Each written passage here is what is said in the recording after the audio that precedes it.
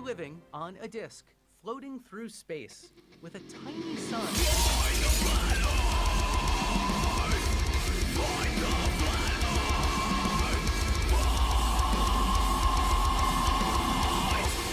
Hey, I'm FTFE, welcome back to the channel that does to stupidity what I apparently did to the mental health of one of the people I debated recently. Poor old Rachie apparently had heart palpitations and panic attacks and all sorts of problems after getting reamed 4 ways to Sunday by myself. I've also been told by a few members of the Flerfs community that I'm a sexist pig and a horrible, horrible person for being so mean to a woman. Frankly, I don't understand what the having between your legs has anything to do with your bearing on being a complete idiot. So here's the rule on my channel. You come here, you be nice, we have a decent conversation. You act like an asshole, you get the FTFE treatment. That's what happened with Rachie. Too bad if she's going to cry about it. And Gary Webenenga is the most sexist person that I think exists because he is simping hard for Rachie. Anyway, that's that. Today, we are going to carry on with a debate I was having with a guy from Hong Kong called Feng, known on Facebook as Globies Hey. If you would like to see part 1 of our debate, I will try and remember to put the link to it up there. So let's get on with it and let Feng reintroduce himself to everyone. Feng, hello, welcome back to the show. How are you doing? Hi, hello. How you doing? Nice to be back. Yeah, this is the second time being here. I'm glad you could make it. Thank you very much for coming once again. So last time when we spoke, just as it got to the point where I was going to ask you for evidence that the Earth was flat, you had to go to work, which was very disappointing. So how about we pick up from there, and you present evidence that the Earth is flat, and we can talk about that. How does that sound? Well, actually, since last time I had a bit of a taste of the debate format on this channel, so I figured I might have to do some visuals and actually make a presentation for my case. So it will be a continuation of our last discussion. On our last discussion, we're talking about Coriolis effect, and then the gas pressure. Yep. And then there's another point I haven't got time to present. That is people being able to see over the constraints of the geometry of the Earth, aka the Earth curve. That bit I haven't got time. Why don't we do this? Because I've prepared those 3 points, and then lastly I will present evidence of the flat Earth. How's that sound? All right. Okay. I will give you 10 minutes. Is that enough to present what you need to? Well, I'll try as fast as I could. Well, 10 minutes. Or would you rather we kind of discuss the points as you bring them up? Would that work? Well, let's see how it goes. We'll go through one by one. I would like to start from Coriolis. Is that okay for you? Yes, certainly. Last time we were talking about Coriolis quite a lot, and my contention with it was that you were strawmanning what Coriolis actually is. And I was explaining how it was to do entirely with conservation of momentum as the physical mechanism behind the force that can be measured. So let's hear what you've got to say about Coriolis. Okay, so yeah, my screen is on, so let's go. Okay. Coriolis effect. Well, before jumping into the Coriolis, I would like to point out a logical fallacy that not just you, Craig, but a lot of Globers always do, is affirming the consequences. Like the last time when I talk about Coriolis, you directly jumps into the prediction of your version of Coriolis effect, and asking me which way will it go, before affirming that Coriolis really exists on Earth. So that's affirming the consequences fallacy goes. If A then B, B therefore A.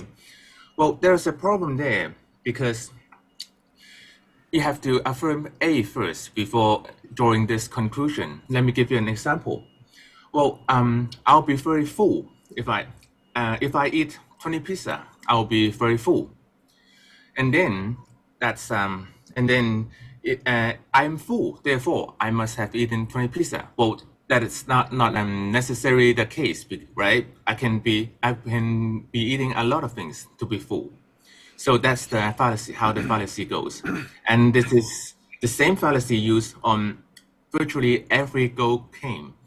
If the Earth is a sphere, so and so would happen, and so happens. Therefore, the Earth is a sphere.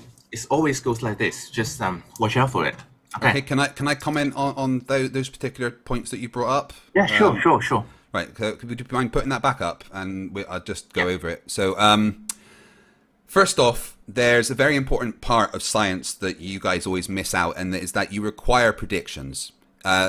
You have to have the if questions to be able to experiment, and to get to the point of where we can say, well, this is a prediction we expect. It's not affirming the consequent, because everything before that has already been experimentally verified. And in science, once you've got your hypothesis, there's a very, very important thing that you have to do, and that is make a prediction. And to make a prediction, you have to guess what is going to happen in the future.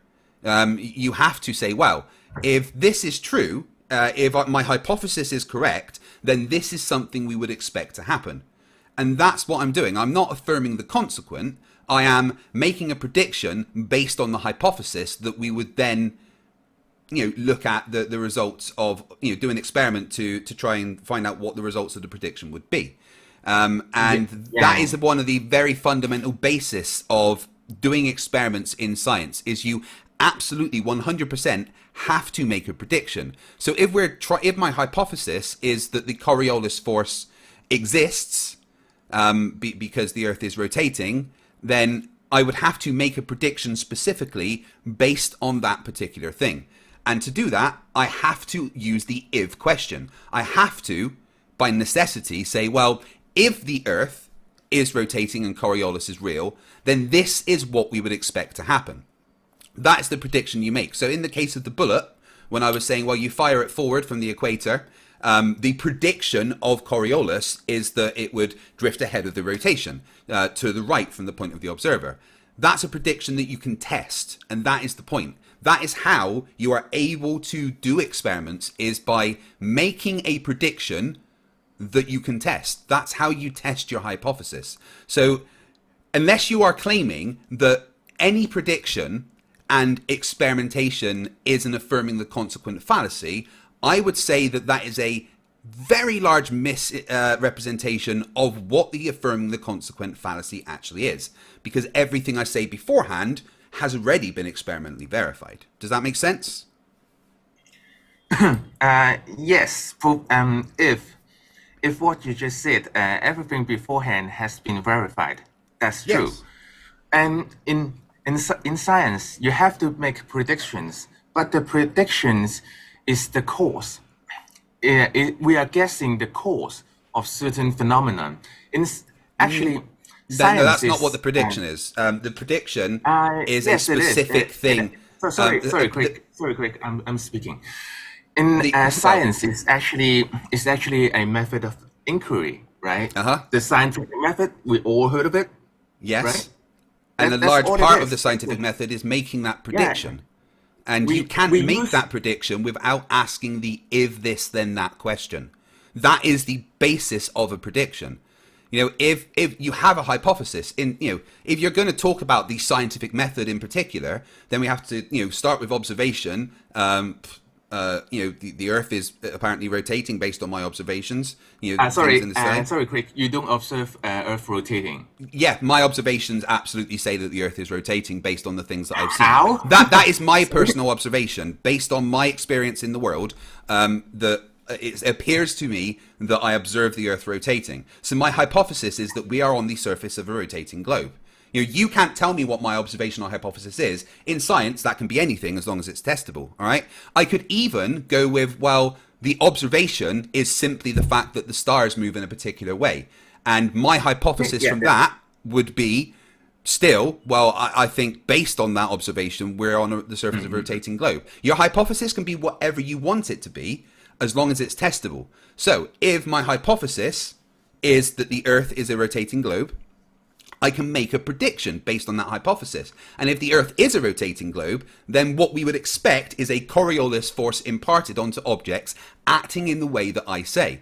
So the prediction, based on the physics of it, would be the description I gave of the bullet drifting ahead of the rotation. That is the specific prediction. If the Earth is a rotating globe, then the prediction is if you fire a ballistic projectile from the equator north, it will drift ahead of the rotation. That's not affirming the consequent fallacy. That's a prediction based on your hypothesis. Then you test that.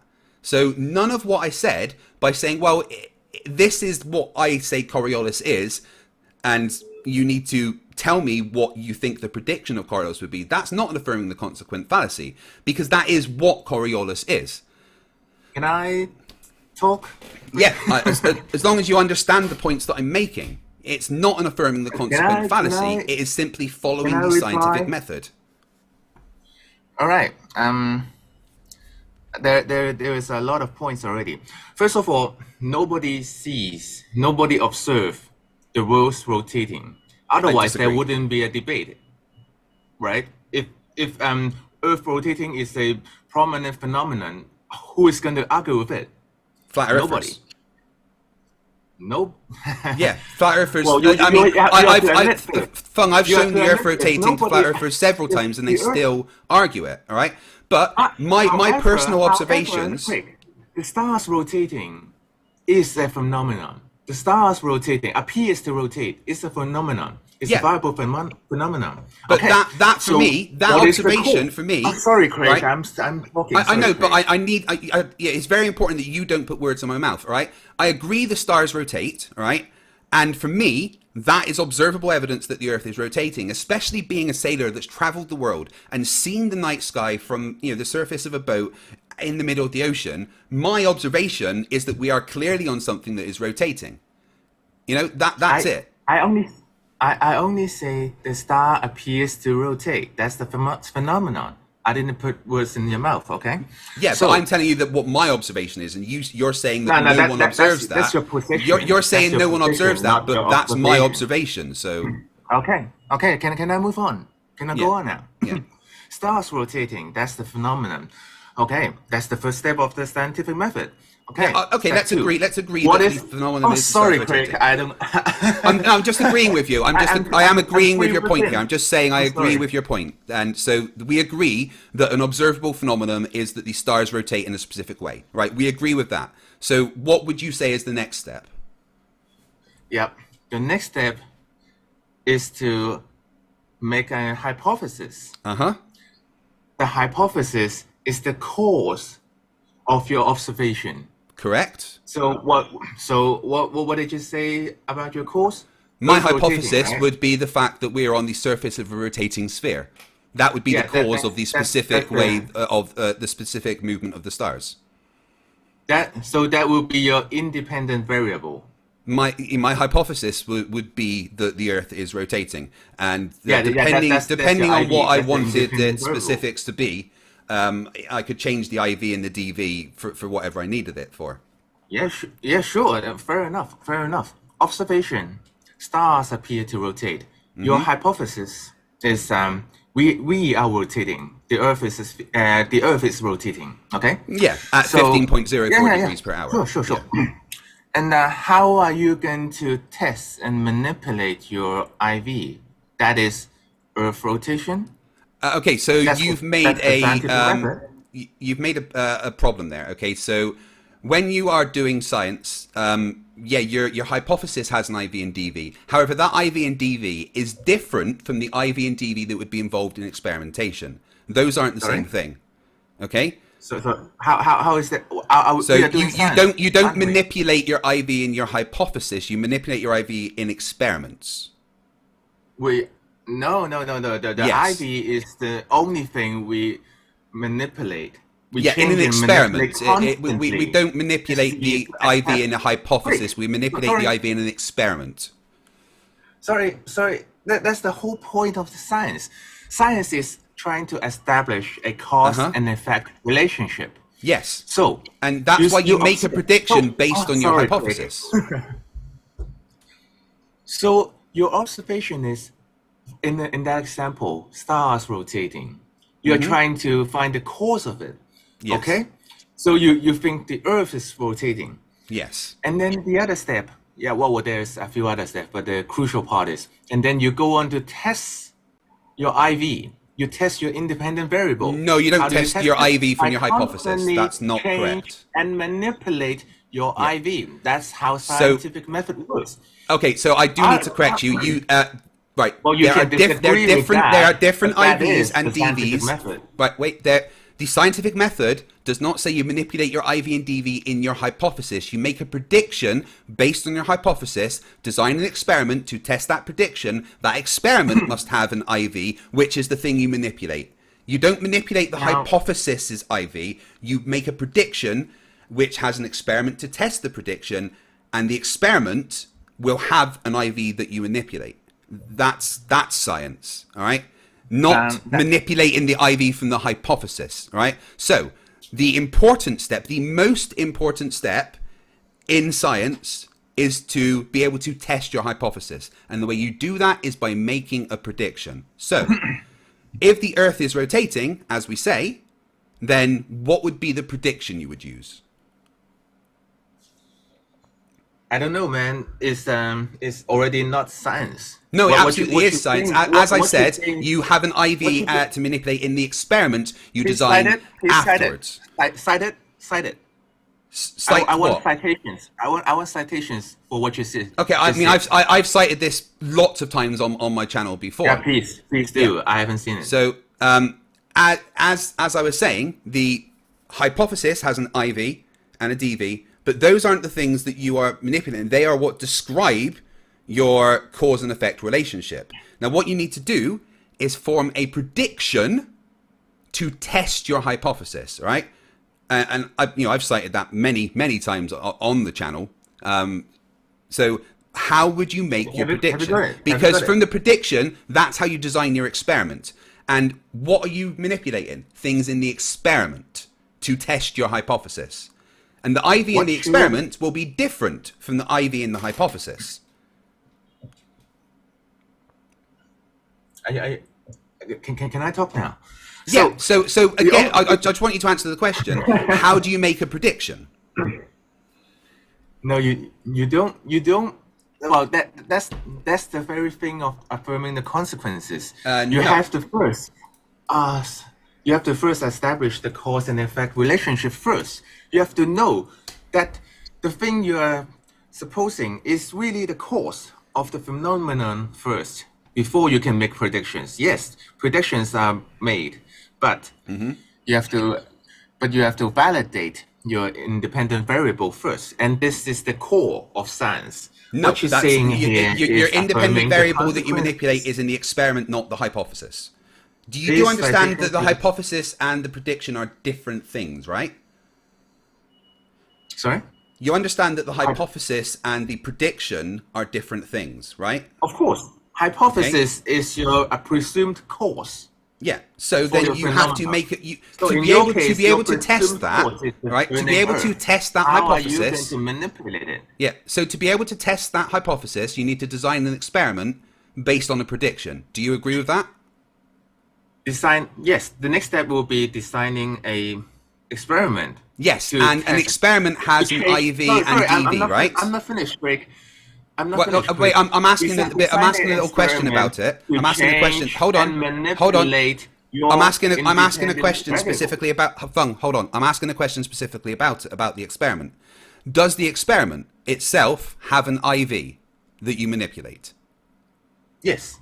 And is that going to be different to the IV in the hypothesis? If the IV is different, could you repeat is the that, IV please? in the experiment going to be different from the IV in the hypothesis? Of course not. Of course, it's the same IV.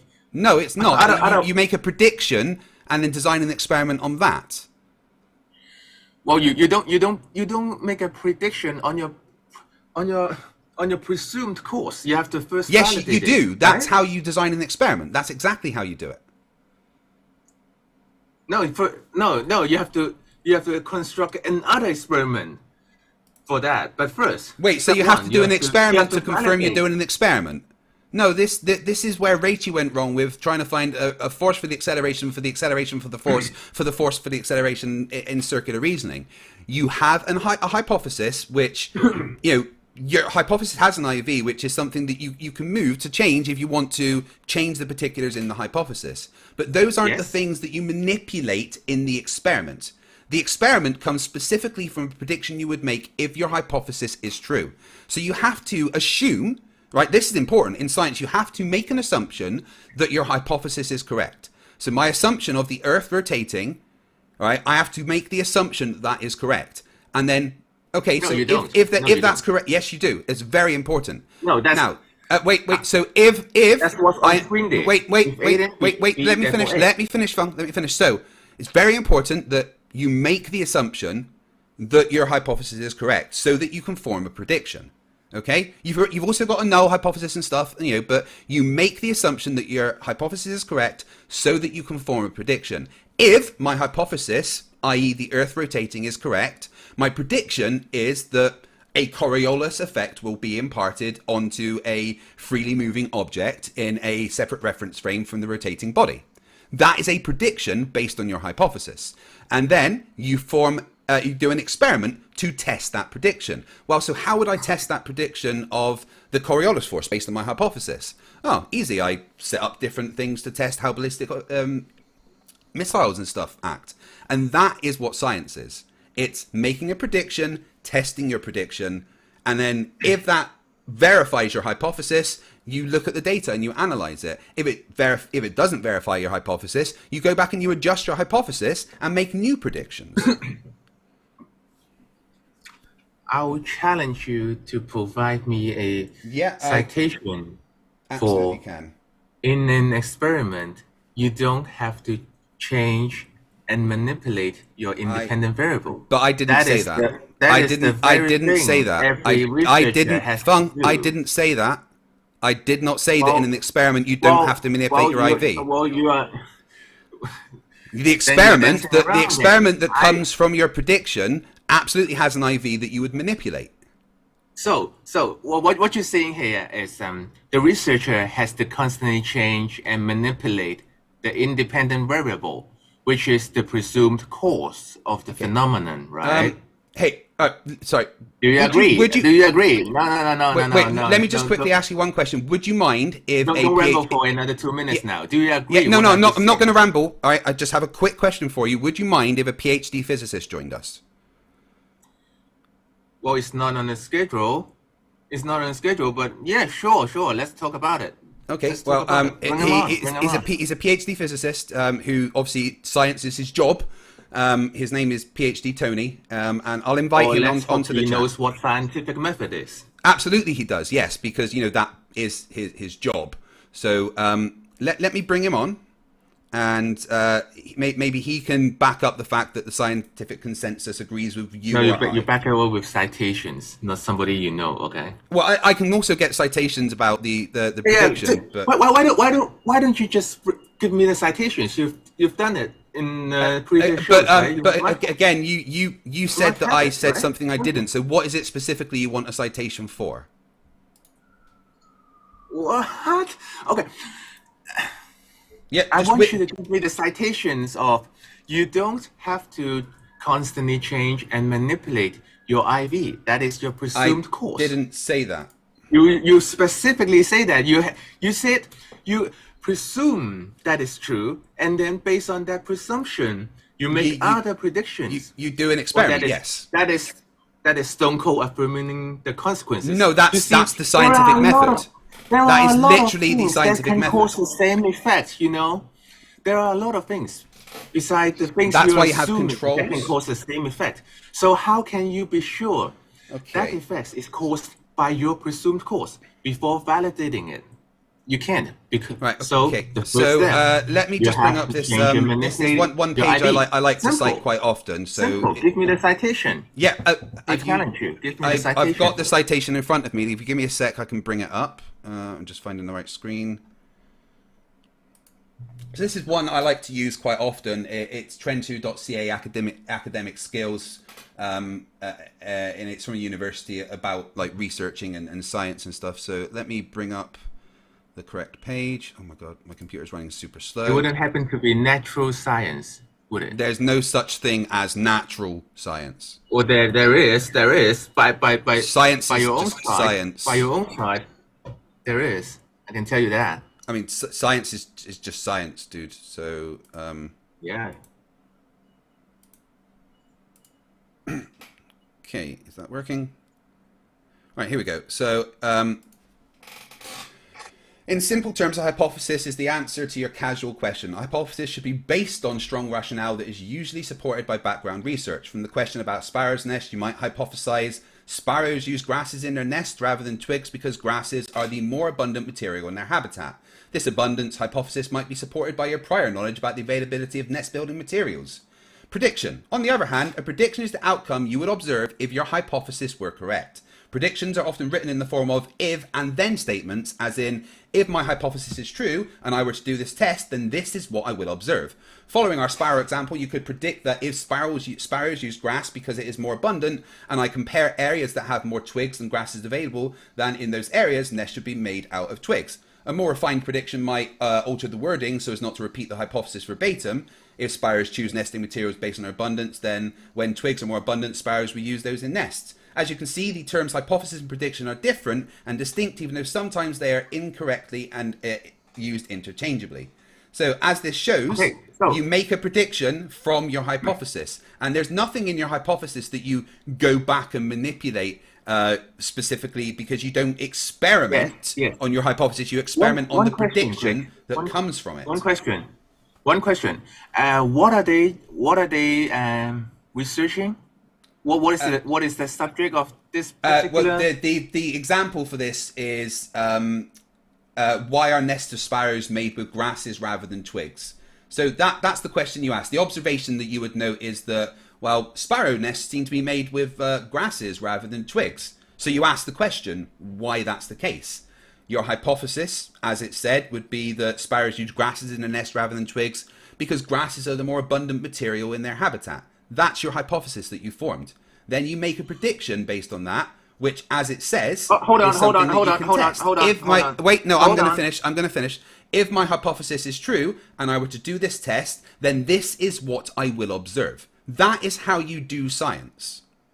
So the observation is what made it with what now? I'm not familiar with those things. Something made it why with something more frequently, right? Yeah, the observation is that the nests of sparrows appear to be made with grass rather than that's twigs. The observation. So your presumed cause is the population of the other group is more abundant than the rest, right? Yes, that's the assumed hypothesis. Okay. Yes. Okay. Yeah. Sure enough, that's your IV then. And then how do you validate your IV? You make a prediction based on your hypothesis. And manipulate your IV, which is in this case. See, you're missing out. Can you point out where it says that you have to manipulate the IV here, or does it say you then make a prediction? Which one is it? May I say something? Let me introduce PhD Tony. Tony, this is Fung from Hong Kong, otherwise known as Globies Hay. Globies Hay, this is PhD Tony, a very well-respected member of the community who is probably one of the smartest people that I know. Tony, thank you for coming on. I do appreciate it. No problem. I'd like to address Fung's internal reasoning. Fung, your hypothesis is that all science is corrupt and that the people who conduct science are incompetent. What evidence do you have? No, that's what I say. Yes, that is exactly what you're saying. That is exactly what you're saying. We have scientific evidence bearing on the shape of the Earth. In particular, we have seismic evidence, which I, in particular, have studied for decades. And you're saying that every seismologist who has ever studied in the field is wrong or incompetent. What is your evidence in support of that assertion? Sorry. Because you just jumped in, I don't think you know what we are talking about. We are talking about. I do know what you're talking about. We are talking about assuming the consequence. And my point is that your entire line of reasoning is fallacious. you are in here assuming that all science and all scientists are corrupt and incompetent. What is your evidence for this assertion? First of all, I don't think all science is corrupted, just certain parts of it. So, and what is your evidence in support of that assumption? Because they don't follow the scientific method. Yeah, that's exactly what we're. Are you a scientist? I'm not a scientist, but I'm. Then what is your evidence that they are not following the scientific method? Because the scientific you are assuming that, and then you're asserting it as. Sorry, Craig, your friend is a little bit emotional there. I am angry because I'm being accused of being incompetent. No, I'm not saying. I'm not talking yes, about you are. I'm not. You just said it. What is your discipline? Sorry. My discipline is geophysics. Geophysics. Yes. Okay. Physics for the shape of the Earth. In particular, geodesy, which is the study of the shape. Would you allow me to describe my discipline to you? Well, rather not, because we are talking about the scientific method. Do you want? Okay, you asked me what my discipline is. No. My discipline is. Sorry, Tony. My discipline. Shut up. Fung, just let him speak. Well, maybe I would just. Okay, my discipline, my scientific discipline is geodesy, the study of the shape of the Earth's gravitational field, and its rotation and attitude in space. That is the scientific discipline that I study. By definition, it is the scientific discipline that you are accusing of corruption and incompetence. By definition, what I have been doing for the past 30 years is, according to you, lie and defraud people. Either that, or I am so staggeringly stupid that I do not understand the basics of scientific methodology. Now, either way, you are being incredibly insulting. And that's why I'm angry. Right, let me ask a question. You have no factual basis for that assertion whatsoever. So let me ask a quick question here. Tony, would you refer to yourself as an expert in science? Yes, I would. And as an expert in science, which description of the scientific method would you say is more correct, mine or Fung's? I would suggest that your description is more correct because, and I will explain it to you, since Fung seems to find being insulting and ignorant so goddamn funny that he laughs at himself.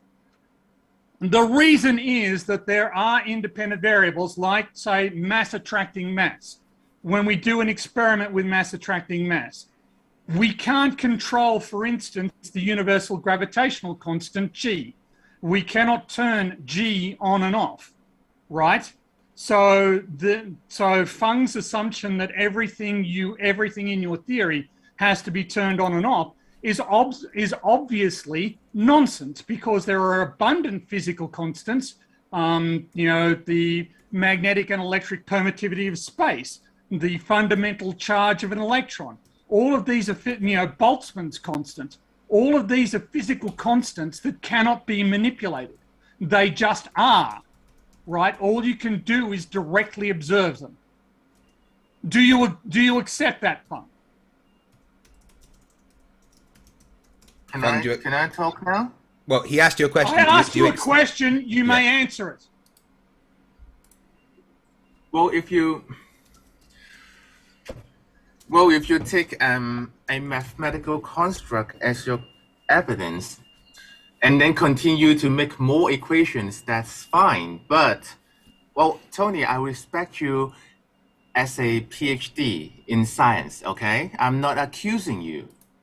No, you are. All I'm saying here, discipline. All I'm here saying is the scientific method. Well, there is only one scientific method. Well, no, that's not true. If you are so sure of what you just said, why don't you just give me any cite? Fung, did you just say there's only one scientific method? Yeah, the scientific method. No, where there is not just constantly one change scientific. and manipulate your Okay. independent variable. No, Well, if you can't do it, that's too bad. That's too bad. Okay, so Fung, it's that's nobody's one of fault. the most wrong statements I've ever had on the channel. There is not only one scientific method. Depending on the industry you are on, Well, the scientific that's method 10 minutes changes in. greatly. 10 minutes. Well, Craig, that's 10 minutes in already, and I've even haven't gone into the Coriolis effect yet. So either you can cite me of what you just said, I or already can did. we just move on? Because Fung, I don't have the citation on hand. Fung, Unfortunately, I didn't prepare for it, but I'm pretty sure that I am right. Let Tony ask a question. Tony, please go ahead. Fung, what you are saying is that every scientific institution on the planet, No, I'm not saying that, every Tony. scientific publication. Yes, you are. Find me a scientific institution that says that the Earth is not round. I'm not saying that. I'm not saying that. Yes, I'm just you saying. are. Right. I'm just saying.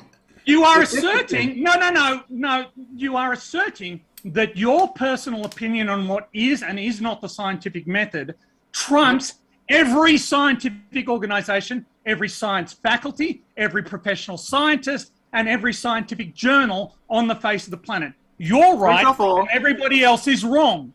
First of all, it is not my opinion. The scientific method is very clear. I didn't Isn't. I didn't.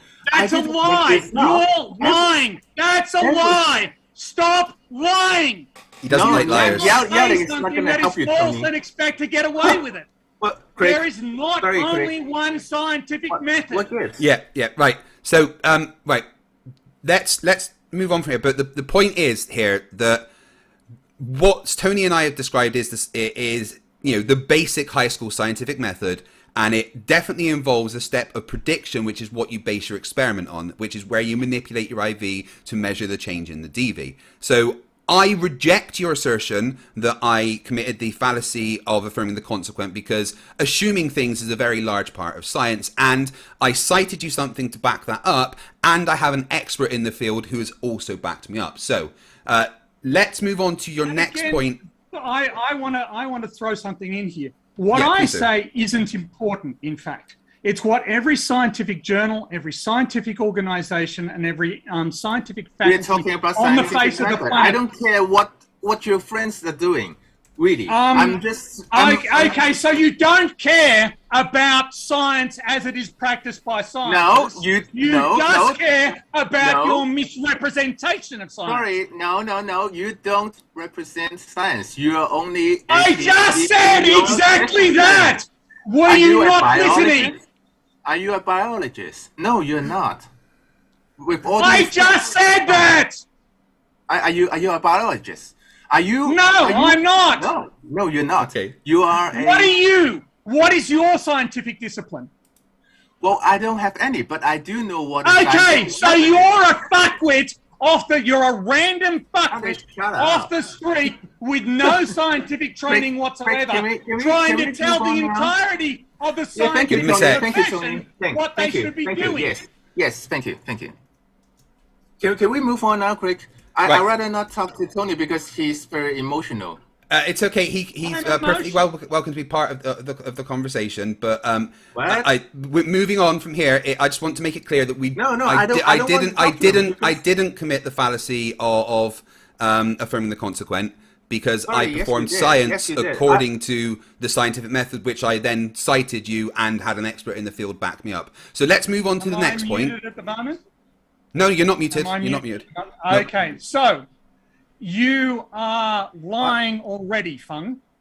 No, I'm and not. you have no evidence in support of your basic assertion, which is that all of science doesn't know how to do its job. You're claiming generalizing. Well, find me a professional scientist then who agrees with you that the Earth is not not a spheroid. We're not talking whether the nobody who knows the scientific method and uses it as the basis of their professional career agrees with your interpretation of the scientific method. I think everybody knows the scientific method. Whether No, or not they they don't. use it in Evidently, the you do discipline not. is the another story. Evidently, you do not. Okay, so Yeah. we've got to the point where I reject your assertion of affirming the consequent fallacy because I was simply following science. So let's move on to the next point, which it was what At you this were. point, at this point, I'm going to leave the conversation. At this point, I'm going to leave the conversation, having established that Feng is already a liar, already in direct contradiction to every professional scientist, every scientific organization, and every scientific journal on the face of the planet. And his claims about what is or is not science are based entirely on a misrepresentation and a lie. That having been said and established by an expert in science, I'm going to leave. Thank you, Tony. Always a pleasure. Bye. Bye, Tony. Yeah, so it's understandable that scientists get angry when flat earthers misrepresent science. I mean, it's just a thing that happens. But let's move on, okay? I've rejected your assertion of affirming the consequent fallacy because I've got science to back me up that I didn't do that. So let's move on to your next point. Can I make a final point about this affirming the consequences? Yes, sure. I mean, I've stated that I didn't, but sure, yes, you can do that. Yeah, you stated that. You rejected affirming the consequences by bringing a friend of yours who is constantly yelling at me, providing no evidence, appealing to his authority, being a PhD in science, an expert in the field, yes. Well, expert in rotational Earth. An expert in the field of science in general. I would like, if he wants to debate, I can come back some other time, discussing solely on the scientific method, if he pleases. So. Well, no, we've already gone over that. If he pleases, and if he don't get so emotional, that is. I mean, it was interesting that you didn't even know there are many different versions. Feng, all right, okay, let's move on. Right, Tony's gone now, and it's just you and I here. Without giving me any citations for it. He's watched the previous debate. That's one thing. He calls me a fuckwit.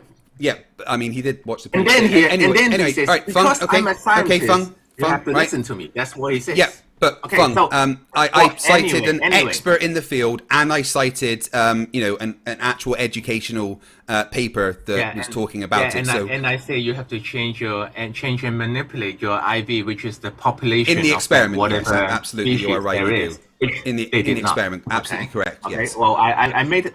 Yeah, right. I made myself clear. Okay. Yeah. So Coriolis. Okay. Yeah. Coriolis. Cool. Let's move on to Coriolis. I do hope you're not going to strawman Coriolis again, though. That would be fantastic. Yeah, well, if you call Cigar Douglas a strawman. Okay, so from Cigar Douglas. When set in motion, freely moving objects, including air, that's the atmosphere, and water, well, that's the ocean, masses, moves in a straight path, while the Earth continues to rotate independently. Mm-hmm. Because freely moving objects are not carried with the Earth as it rotates. They are subjected to an apparent deflection called the Coriolis. Everybody agrees with that? Yeah. Yeah, because Coriolis is in effect observed. Well, read the rest of the citation. Well, it's on screen. I'd like you to read out the rest of the citation. You got to a very important part, then you stopped. So if you could carry on from there, that'd be fantastic. To an observer rotating with the Earth, freely moving objects that travels in a straight line appear to travel in a curved path on the Earth. Correct. Absolutely, yes. For instance, a ballistic projectile drifting ahead of the rotation will appear to travel in a curved path. Sorry. Coriolis effect is not only subject to the supposed turn of the Earth. It's just an illusion. Well, you just read different. To an observer rotating with the Earth, freely moving objects that travels in a straight line appear to travel in a curved path on the Earth. So, from your perspective on the Earth, if you fire something from the north, from the equator going north, it will appear to you to deflect to the right. That is it having a curve, an apparent curved path on Earth, even though itself is still traveling in a straight line. Sorry, it doesn't say That's that. exactly what it says. That's exactly what it says, Feng. To an observer rotating with the Earth, i.e. the person that would fire the ballistic projectile, freely-moving objects that travel in a straight line, i.e. something traveling north from the point of... where's the north? Where's the north bit? Can you find it here? I don't. I said, for instance, an object traveling north in a straight... But for instance, we can have for east as well, but I am, for instance, an object traveling north from the equator, right? Will no. Well, Feng, will you let me finish? Feng, will you let me finish? Right. To an observer rotating with the Earth, i.e. the person that fired the ballistic projectile. Freely moving objects that travel in a straight line, i.e. the ballistic projectile, appear to travel in a curved path on Earth, i.e. it will deflect to the right ahead of the Earth's rotation. Wow, you're reading a lot of stuff into the citations here. I'm reading exactly what it says. Where do you find directions in this citation? Well, you have to be traveling a direction if you are traveling in a straight line path. I just chose an arbitrary direction. So wait. So if you're traveling, you're not traveling in a direction. Does it has to be north? No, it doesn't. The deflection will happen no matter what direction you're going. Can it be east? It can, yes. In the north, it will still cause a clockwise deflection. Well, if turning eastwards, let's say for example. So if you're firing something eastwards, yes.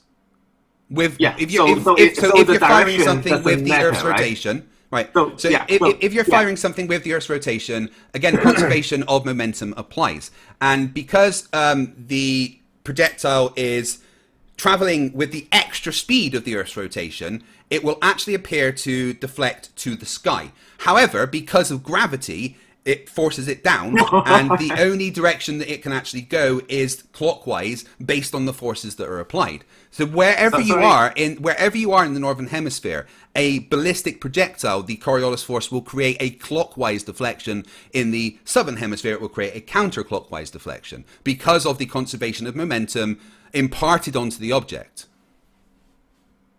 So what you're saying is, let's assume a sphere, right? Let's just assume it a sphere. When you're in the northern hemisphere, right? Yes. A projectile traveling east. What you say is still subject to the Coriolis effect. Absolutely, if you travel east, if you travel east, then the projectile have to essentially travel backwards because the Earth is turning on the same nice straw man there. Where did I say it travels backwards? No. But I'm summarizing your point. But no, you didn't summarize my point. You straw manned my point. Momentum, because that's what you said. Because I literally didn't say that. The bullet is still going to travel east because of the conservation of momentum, right? Yes. Is that what you say? Yeah, but because it's got the extra speed from the imparted because it's rotating with the Earth, and then because of the rotation with the Earth, will actually increase the centrifugal force on the object and decrease the gravitational acceleration. Imparts this force in the same way. It's all to do with the conservation of momentum. Do you see all that in the citations below? Well, no, that is just a basic description of what you see. Let me bring you up a much better citation. So this is stras.sse.wis.edu and is specifically about the Coriolis force and how it works. So the case of Coriolis deflection on objects moving east and west is a little trickier since it depends on slightly tougher concept and also on the fact that the object is confined to the surface of the sphere. In the absence of any constraint, such as gravity or the ground, the effect is much less noticeable. Again, begin with an object at a particular latitude where the Earth moves east at a certain speed. Now move it east or west so that it has a speed different from that of the Earth below. As a result, objects moving east want to fly outward into space, and objects moving west want to drop towards the axis of the Earth. However, Gravity keeps most objects from flying away from the ground, stops things from falling straight to the axis. Most objects will be confined to a few mile thick layer at the surface, and while they can rise and fall some, the best way to change their radius is to deflect north or south. Eastward bound objects will try to go straight out, but as shown in the diagram, this diagram here, but as shown in the diagram to the left, they will head for the equator as the best way to increase their radius out from the axis. Westward bound objects will skid off the ground and head away from the equator to where the radius is smaller. In cases where the motion isn't enough to make the object run into the upper or lower limits, simply moving away from the axis will make the position above ground more further south, and moving towards the axis will take an object further north. That is the explanation of Coriolis force being applied on a east to west trajectory. And this is, as you can see, a much more in-depth citation than your very basic description of what you would appear to see. And also, again, it's an .edu. So it is a recommended source that universities would point you to when discussing the Coriolis force. Yes, that is the rhetoric everybody use. But like I said before, it's not rhetoric. It's what is said. I'm speaking. Coriolis is not only subject to the Earth, right? Coriolis is just an apparent deviation. It's an illusion. It is not only subject to the Earth. If, for example, if you it's not really an illusion, no. Sorry. It's not what? No. It's not an illusion. No, it's an apparent deflection. Oh, it's not an illusion. No, because it's a very real thing that has a very real force applied to it that you can calculate and see. You know, and you can definitely calculate it because ballistic projectile guides for the military have the calculations for adjusting for the deflection based on where they are. I would suggest that you read this Coriolis effect, 1996 by Dave Van Dillem, and this is actually an extract from an entire page an entire thing that I had to pay for from Ohio State University talking about Coriolis. And it's not a rhetoric, it is what is taught to people to be able to calculate the basis around what Coriolis is. So, and also, here's another interesting thing. Everything that I read there completely agrees with what you read out as well. It just explains the mechanism behind it. So, you say Coriolis is not an illusion? No, it's a very real thing that happens, and that has to be accounted for. It happens, but it happens in a way that the object is not actually deflecting. So, from the University of Oregon, the effect of Coriolis force is an apparent deflection of the path of an object that moves within a rotating coordinate system. The object does not actually deviate from its path, but it appears to do so because of the motion of the coordinate system. Correct. Right? So from the, if you were looking at it from the outside view, okay, the projectile would just... You don't observe Coriolis from an outside view. That's the point of what you just read. Oh, sorry, Craig. But let me finish, okay? As it says, the rotating coordinate system. So, if you were to look at it from outside of the rotating coordinate system, you would simply see a straight line, all right? So, if you were let me finish. If you were to observe the firing north of an object from the equator, if you were to observe that from outside the rotating reference frame, to you, it would appear that the ballistic projectile would just go in a straight line. It's only from the observation of the person on the ground that it would appear to have this apparent deflection ahead of the rotation. Correct. If now let's assume, which is something that can be measured and accounted for. No. Sorry. Let's use the bullet. Right, a bullet as an example, and you are correct. If you are observing from not from the non-inertial spinning reference frame, the bullets will go straight. The only reason that you see deflection is when you are on the spinning reference frame. So that's the only way you can see deflection, right? Correct. Yeah. That is exactly correct. Okay, so we have established that Coriolis needs two reference frames then. Yeah, One. and we've never Yeah, two disagreed with reference that. thing. Okay. We've never disagreed with that, Fung. We went through that extensively Yeah, last time. sure. Like I said, Coriolis definition. Coriolis. Remember, Coriolis effect is not limited to the supposed Earth rotation. Like I said, if you're on a, say, like roundabout, a turning roundabout, where the children will play. This time, let's not use a lamppost. Yeah, because Coriolis applies to any rotating right? body. Yeah, okay. this we know. I get that. Let's use a drone. Okay.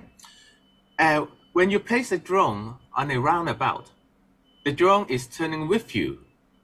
Okay, so you don't see any deflection there.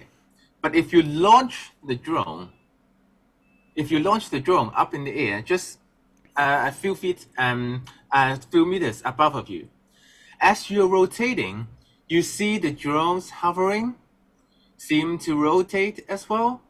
That is not because the drone is actually rotating, but it is you that is rotating underneath it. Can I point out what's wrong here? And that is that when the drone is in the air on the Earth, it is rotating with the ground. When you put the drone in the air above the roundabout, it won't rotate with the roundabout because, it's in the air that is rotating with the Earth. Now, if we could just go back to the previous thing that you, the previous slide, number 2, okay? Because there's a very important part that you. No, just go back to the slide 2, the one before the one you just brought up. This one? No, the one with the main citation on that you were using. All right.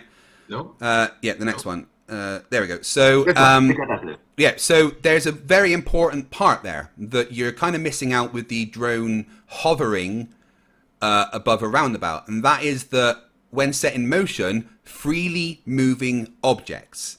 If the drone is just hovering above the ground, it's not a freely moving object. If it's outside of the reference frame, i.e. above the roundabout, then it is a freely moving object with reference to the roundabout.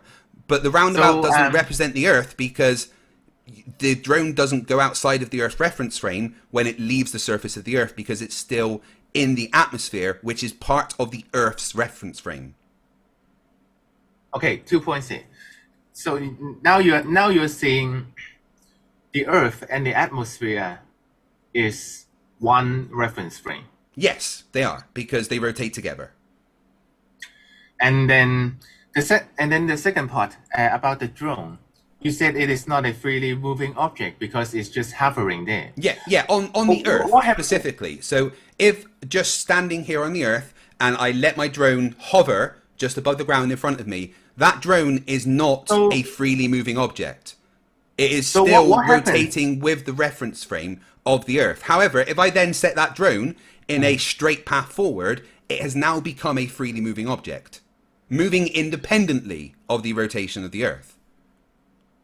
So if the drone is let's say the drone is just hovering above the roundabout, right? Mm-hmm. You will see drift on the drone. What do you call that? What do you call that?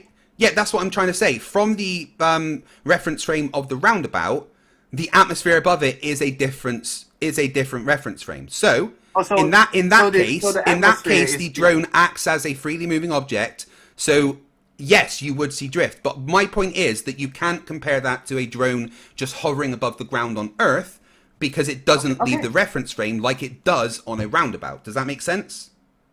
Yes. I got your position completely now. So, when you are on a roundabout, the drone hovering, you see drift. That is Coriolis by your definition, right? Yeah. Because they are separate reference frame, right? Correct? Sorry, say that again. In the example of the roundabout, the drone launch from the roundabout, just a few meters above the air, and then on the roundabout, you observing the drone, it seems to drift.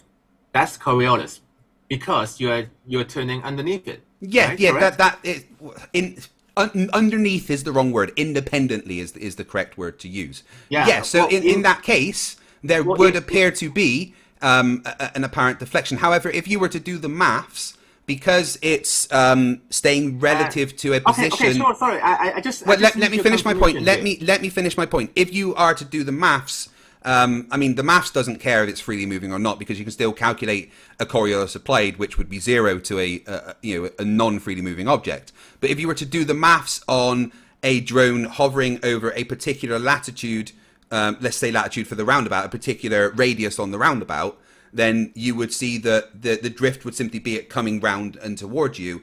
It wouldn't deviate from a straight line path because it wasn't traveling a straight line path. Does that make sense? Yes, it's still Coriolis, but it's not equivalent to something traveling in a straight line path on Earth.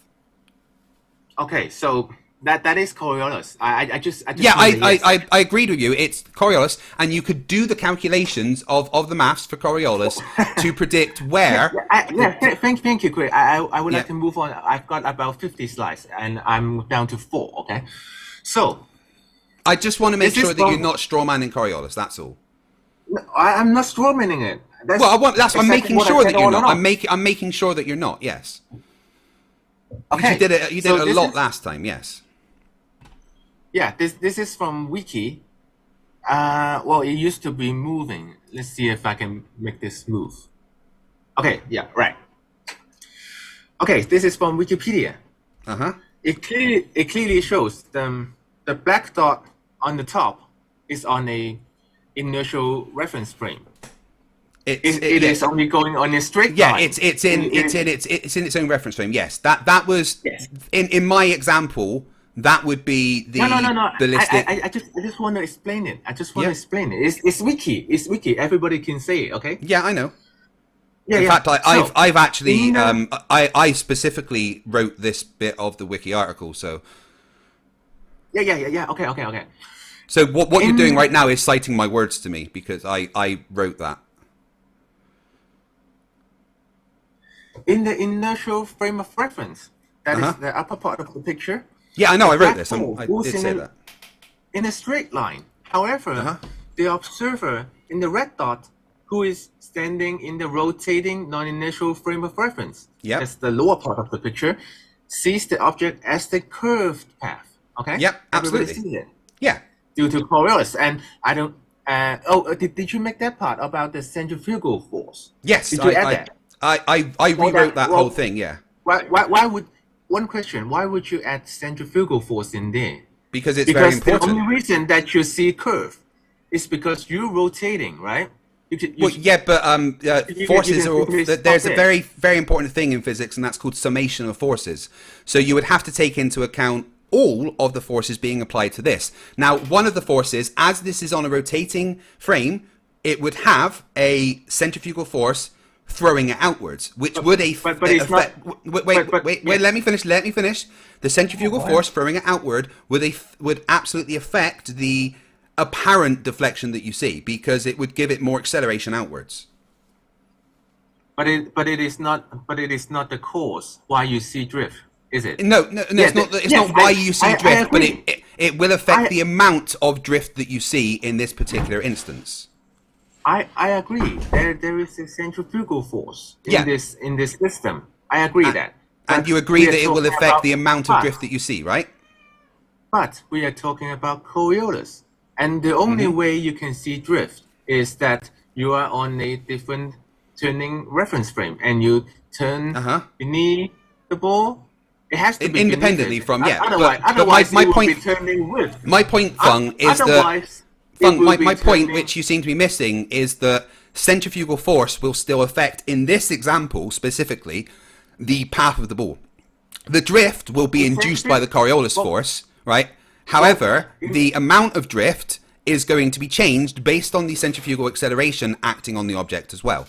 It will affect the amount of drift that's being applied due to the Coriolis force. If it's accelerating faster, it won't have the amount of time to apply the Coriolis force as it goes. If it's accelerating slower, the Coriolis force will actually be more than the acceleration that's happening. So that's why to understand the particular path that it's traveling, you have to take into account both Coriolis and centrifugal forces.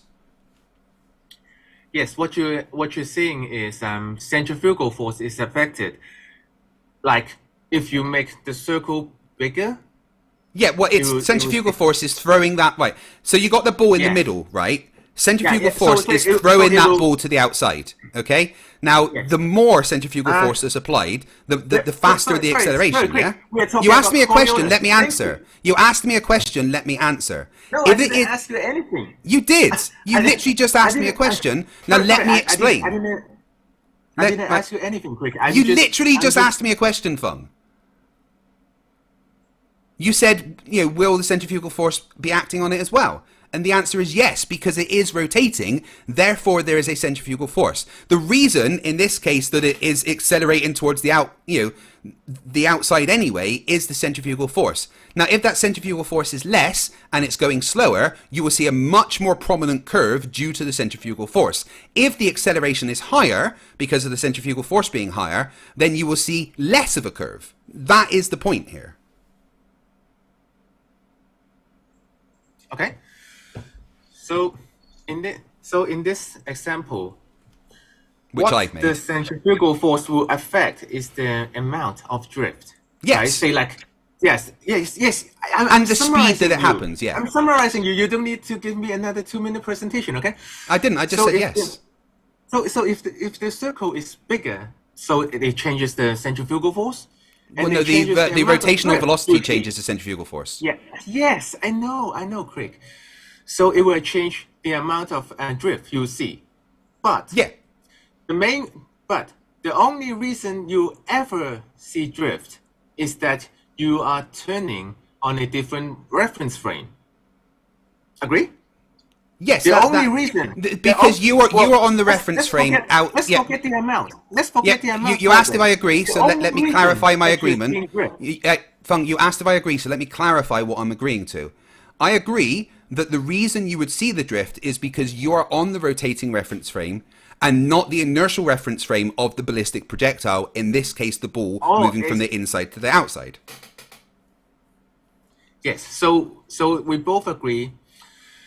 To see a Coriolis, you must be on a turning reference frame, just like the picture showed. Yeah, you're on the rotating reference frame. That's when you see it, yes. The object you're observing must be outside of your spinning reference frame to see Coriolis. That's very simple. It's illustrated on the picture 1,000 times. I know. Again, I made that.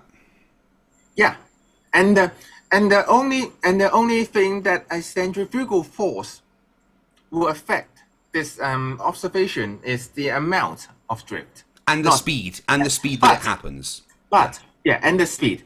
But the centrifugal force is not the cause of the drift. No, it's not the cause of the drift initially. So yes. I mean, let's say if there was no centrifugal force and it was still rotating, which isn't a thing, so obviously you're going to have centrifugal force if it's rotating, then it would just go at a particular speed. But my point, and the reason why I added centrifugal force, is because it actually explains the specific nature of the path. So again, if there's more acceleration, it happens quicker, less of a drift. Right. I mean, this might be the first time. This might actually be the first time that a flat earther has cited my own writings to me as evidence the Earth is flat. I'm quite impressed. Well, you'll be seeing here quite a lot from now on. Then, okay.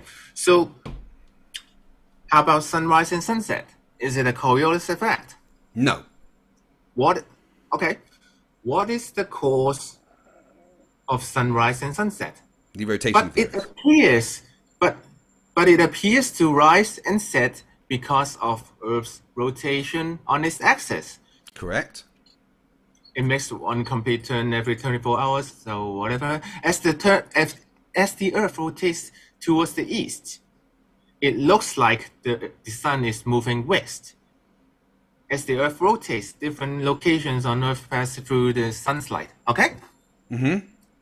So, is that Coriolis? No. Why is that? Why not? Because it's got nothing to do with Coriolis. Coriolis is applied to an object that was originally on the rotating reference frame but left it, as you cited in the first bit that you read out to me. So no, it didn't say that. It didn't say that. But we'll go back there just a bit. It did. So what do you call this effect? Is it sunrise and sunset effect? What do I call the effect? I call it sunrise and sunset because the Earth's rotating. Yeah. Well, okay. So everybody knows the globe rhetoric that the sun is not actually moving. That is the Earth moving. Give you the impression that is rotating, that is setting and rising. Wait, are you really trying to say that you think sunrise and sunset yes, is Coriolis? I am saying sunrise and sunset is Coriolis because it fits every definition of the Coriolis effect. When set in motion, what you just said really moving objects is one of the most insanely idiotic things I have ever heard. At no point in your rambling, incoherent response were you even close to anything that could be considered a rational thought. Everyone in this room is now dumber for having listened to it. I award you no points, and may God have mercy on your soul. It's not even me that did that. That automatically comes up when the PC hears something so dumb, like, for instance, sunrise and sunset are Coriolis. So the sun and the Earth is on separate reference frame, correct? But they weren't part of the rotating reference frame to start with, were they? When set in motion, let's read out the citation that you've got there, right? When set in motion, freely moving objects, including air and water, masses, move in a straight path while the Earth continues to rotate independently. So at what point was the sun or the stars or the moon set in motion on Earth? Well, it doesn't say. It doesn't say set in motion on Earth, does it? When were they set in motion? Yeah, when it's set in motion. That's it. When it's set in motion. Yeah, and when were they set in motion relative to the Earth? No, it doesn't. Because they have to be relative to each other for a Coriolis effect. The citation is stating there has to be two separate reference frames. Yeah, one is and rotating, when one is set in motion based on the other, simple. Correct? Yes. The part that I highlighted, which you agreed on. I just want to make sure that the chat have heard that Fung said sunrise and sunset are Coriolis. I would like to ask all the people in my audience that have studied physics, and there's several PhDs there, actually. I think I see 4 PhDs in the chat. And there's people I know that have masters in physics and stuff. And there's also aviation experts in the chat right now. Could any of you please tell me if you think that that sunrise and sunset is Coriolis? 1 for yes, 2 for no. Okay. So, yeah. Wow. Cool. Yeah, everybody says no. Yeah. Yeah. And chat, just in case you weren't aware, I added a whole bunch of new commands to the Gary bot. There's also a sexism sub file now that's attached to it. So if you manage to activate the sexism subroutine, he's going to do things like accuse me of bullying women and being nasty to women and not giving manners to women. I've put quite a few commands in there for the sexism routine, so Okay, right. So this is from one particular PhD, Clive Wells. No, it's not due to Coriolis. It's due to obstruction by the Earth. That is the cause. Due to the obstruction by the Earth. And why is it obstructing the sun? Because the Earth is rotating, right? Yeah. Correct? Yeah, because the Earth is rotating. But the reason the sun sets specifically is because the rotation causes the Earth to get in the way. Yes, that's the cause of the sunrise and sunset. So in this case, the Earth is on a non-rotating spinning reference frame. What about the sun? The sun is on another inertial reference frame. that is Yeah, but it was never set outside. in motion from Earth, so it's not Coriolis. It's Well, is it so? Well, is it on the other reference frame? Is it not? again, it's or not are they set in on the same motion. reference It is frame? not. The sun is not a freely moving object Well, it's on freely the moving. rotating The reference sun is- frame. well, in your rhetoric, the sun is actually moving. It's Not just in not. It's not in just- reference to us. It's not. Well, it's still In freely reference to moving. in reference to the Earth, That's the why sun. that's why we have yes Yeah, exactly. in reference to That's the why Earth, we the sun have isn't two moving. The sun separate stays reference still, and we frames. go around it. Sorry, don't obfuscate my point, okay? So that's exactly why we have two separate reference frames. So Yes. here's a quote from PhD in the chat. All things No. are in all reference frames all of the time. Sorry? All things are in all reference frames all of the time. All things are in all reference frame all Yeah. the time? So Correct. so there's no way you can have Coriolis then? Because No, you for absolutely Coriolis can. yeah, well, so there will be no Coriolis ever. Yeah, no, Because things can still exist in separate reference frames whilst being in the same ones Yeah, as you're- well, depending you're- on your position. Why do you keep showing me the thing that I made? yeah, because in your own citation, So there has to be you're two committing the separate fallacy references, of and you cherry agree picking that, and and stolen you agreed, concepts. Yeah, and you've already agreed, right? We've gone through this. yeah. There has to be two separate reference frame, and then the PhD says all things are in all reference frame for all the time. If that was the case, how are we going to observe Coriolis ever? Because It doesn't. It just doesn't make if things are in sense, all right? reference frames, they're in different reference frames as well. Well, in order to see drift, you and the object observed has to be on separate reference frame, Yeah, right? Yeah. yeah. How about- But and the sun- one and of the how about things the has to sun? be How one of about the the things sun? one of the Sorry, things has to Craig. be a freely moving object in reference to the other, Well, and the sun the is sun- not a freely moving object in reference to the Earth. The sun Well, is well- still, and we go around it. The sun is not a freely moving object. Your own citation says that you have to have a freely moving object, which the where sun does it is say- not. Where does it say it has to be with reference to your reference frame?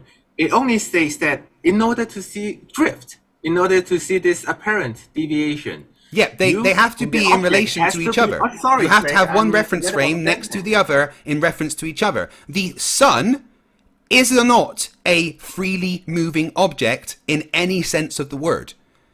At all. The sun does not classify as a freely moving object at all in the heliocentric model. The sun is in the middle of our solar system still, and we go around it. That's the relation between the Earth and the sun. Therefore, Coriolis cannot be applied because the sun is not a freely moving object in relation to the Earth.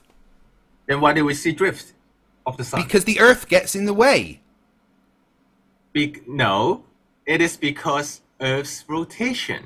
Yeah, because the Earth gets in the way, because of the rotation. But again, the sun The only is reason- not a the on- freely moving. Right.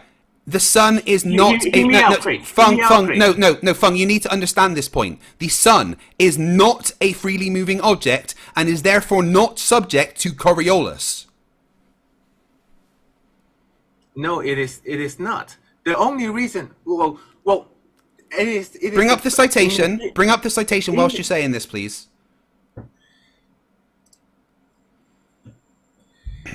In your heliocentric model, the sun. Oh, okay. The sun is not moving. In the heliocentric model, okay. For the solar system, no. But we see drift. I mean, I've kind of got a visual aid for you here, actually. It's a pretty good one that I made myself. So, obviously, this isn't accurate and not what the solar system looks like.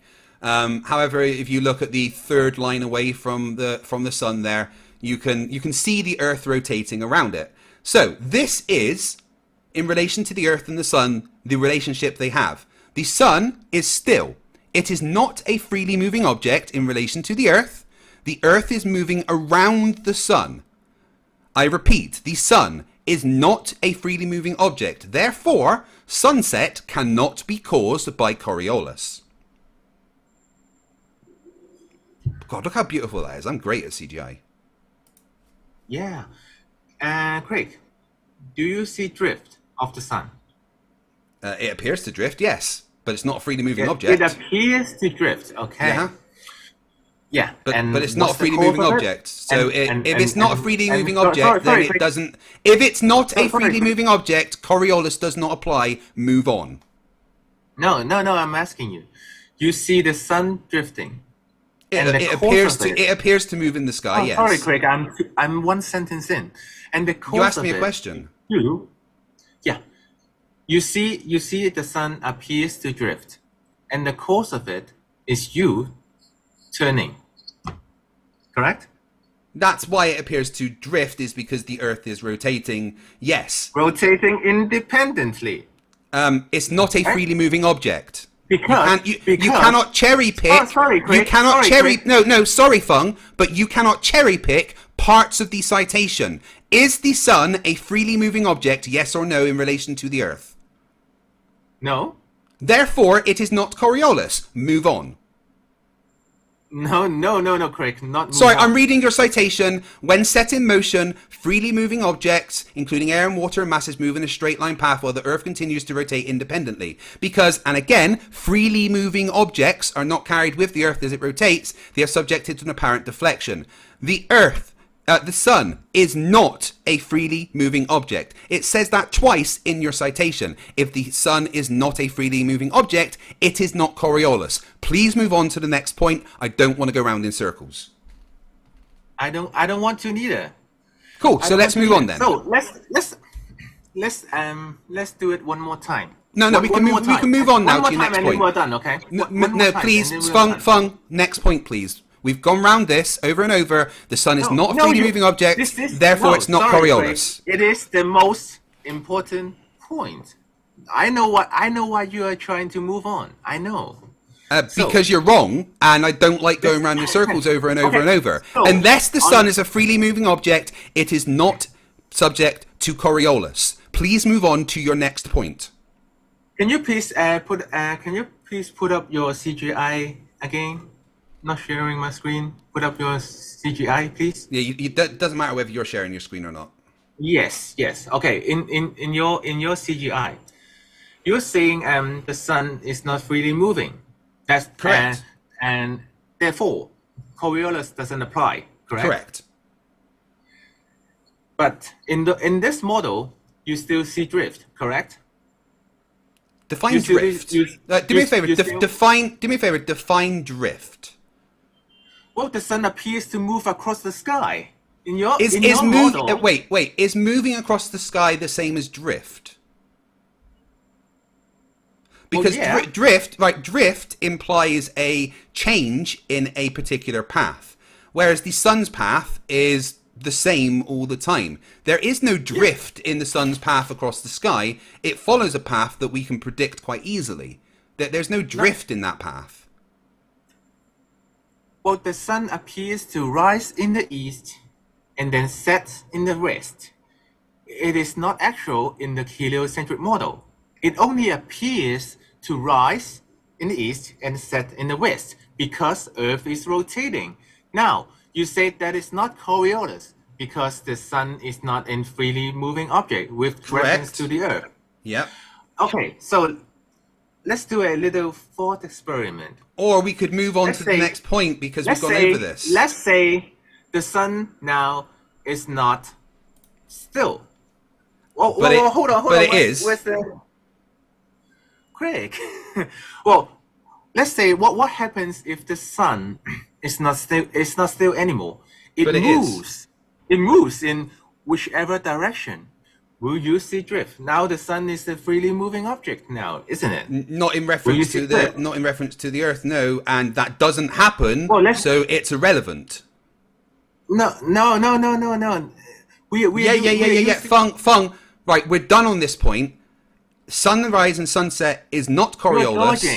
I'm not dodging. You're dodging. The sun does not move around randomly, therefore your point is mute. The sun is not a freely moving object. You have agreed with that point. Your own citation says you need a freely moving object. Please move on to the next point. No, I can't move on if you don't let me finish. We're done with this point. We can move on. What's your next point? Well, I hope the audience sees this. The audience do see. Okay, so Action Squad, I did say mute. I've just got an accent. And just to answer a couple of questions in the chat, I know the sun isn't in alignment with the planets. I did that on purpose so that I could put it on a floor and get the reflection because I thought it looked cool. But anyway, Fung, please, what is your next point? well, there is no point in moving because you don't acknowledge that it doesn't matter whether the sun is moving or not moving. But it does according to your As long citation. Sorry, Craig. As long as they are in separate reference frame. Not according to your citation, no. Moving. Yeah, that's why I'm doing a little thought experiment. Yeah, but the sun does not just move around randomly, so it's irrelevant. If the sun is not still, if it is moving, will you see drift? Yes, you would.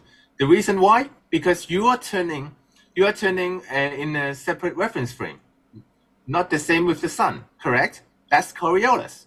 No, it's not Coriolis. The sun is not a freely moving object. The sun does not move. drift. Fung, the sun does not move. The sun is not a freely moving object. I don't know how many times I can say the same things. This is exactly what Rachie did. She just held on to the same thing and didn't give up. The sun is not a freely moving object, which as your citation says twice, it has to be a freely moving object. The sun is not, therefore it is not Coriolis. Please move on to the next point. It says freely moving object. Twice. Because it is rotating, because the Earth is rotating independently of the object. Now, it doesn't have to move as long as they are on a separate reference frame. Can you please cite me where it says that? Can you cite me where it says it doesn't matter if it's not a freely moving object? Can you please provide that citation, or you are wrong? I just showed you. No, you didn't.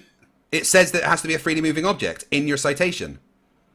You can't cherry pick part of your citation, Fung. That is so dishonest, right? You either go with your entire citation or you don't use a citation at all. Your citation specifically says that you need to have a freely moving object. You do not have a freely moving object when referring to the sun. Therefore, Coriolis is nothing to do with the sun. Next point. What happens? What happens if the sun moves? You still see drift, right? I know in your model it doesn't move, but what if it does move? Irrelevant. It doesn't. Would that make? I don't want to talk about hypothetical nonsense. I want to get to your evidence. The Earth is flat. Why not? Why not? You use all because kinds I don't of care about experiments. hypotheticals. The sun isn't doing the thing that you say it do, so it does. So it's not conducive to this conversation. What is your next point? Sorry, Craig, I can move on. You can move on, because we're done with this now. Well, let's put it this way. Would you agree to observe Coriolis? It has to be two reference frame. Okay, let's try it. See how far it goes. Because you're ignoring that. No, I'm not ignoring anything. I'm using your original citation, which you seem to be ignoring. All right, Fung, I'm done with this particular part of the conversation. Please move on to your next point. So what is essential for the Coriolis effect to happen? One, there has to be two frame of reference. One inertial, one non-inertial. That is the spinning reference frame. Agree? Number two, the object in the atmosphere is freely moving. That is not attached to the rotating, not toilet system, rotating reference system. Rotating toilet system? Rotating system. And is flying in a straight path, okay? Okay? Yeah. Well, not a straight path, just a freely moving path. I mean, it applies to anything going in any path, really. It's just easiest to do. Easiest to do the maths on a straight path. It does. Yes, exactly. It doesn't have to be a straight path. It can be any movement, as long as it is not attached to the rotating system. Okay. 3. The observer must be on a non-inertial reference frame in order to see this not actual drift. Correct? Yeah, we all agree. Okay. So, if the Coriolis effect exists on Earth, A, the Earth must be spinning. That is the non-inertial reference frame. Fuck's sake, B, I can't believe you've got the that on object there. affected by Coriolis must be moving through a non-rotating inertial reference frame, unattached to the rotating non-inertial reference frame, such as aeroplanes, helicopters, balloons, missiles. Only if those things are traveling in a straight line path. Bullet. Yes. And drones, etc. Yeah, it's not. Yeah, it's not if they're hovering though. Okay. The Coriolis effect, also known as the Coriolis force, No, is they're separate defined things. as the apparent deflection of the objects, such as aeroplanes, winds, and the ocean currents, moving in a straight path relative to the Earth's surface. Yeah, can I just correct one part there where you say the Coriolis effect, also called the Coriolis force? That's incorrect. The Coriolis force is caused by the Coriolis effect. They're separate things. Sorry, it's actually from thoughtcode.com. It's not on my citation. Okay, cool. So thoughtcode.com isn't anything to do with academia. It's just a website. Yeah, you can tell them. You can tell them, but that's what it says. Okay. Yeah, cool. So I mean, is it possible you could get me citations from, I don't know, an educational source? And not just like a media type thing that anyone writes, something that's peer reviewed maybe, rather than just the first thing you find when you type Coriolis into the internet, because that's not correct. The Coriolis effect is what causes the Coriolis force. Okay, you have to have an effect for a force, right? Let's quote Sleeping Warrior here. The second one. Utah State University. The Coriolis force is an imaginary force because objects affected by it are not really following a straight path. No, are really following a straight path. Yes. Yeah. You read it wrong. Same here with the University of Oregon. Yeah, you didn't read the next part though, which is interesting, that you always stop at the part that disproves you. It's an apparent deflection that we see from the vantage point frame of reference of the rotating Earth. So, do we see a deflection? Yes or no? Well, as long as we are on a spinning reference frame, yes, we do see. So that means it's a real thing then, right? There's an acceleration happening. Yes. Coriolis effect is very, very real. We can see deflection if we are on a spinning reference frame. For example, a roundabout. Yes, of course. Yeah, or the Earth. Yeah. Well, on Earth, we'll see. So, the cause of Coriolis effect on Earth is due to the Earth rotating, just like a roundabout, right? Because. Yeah. Okay. Yep. Okay. So. The velocity of an airplane airspeed traveling due west or due east. Sorry, I made it in a hurry. Due west or due east must be either added or subtracted to the velocity of the rotating Earth, depending upon the direction of travel on the plane. Incorrect. So, the plane uses the atmosphere to travel, and the atmosphere is rotating with the Earth. No. Yes. The atmosphere rotates with the Earth. It's the same reference frame as the Earth. And an airplane uses the atmosphere. Let me finish. An airplane uses the atmosphere to travel.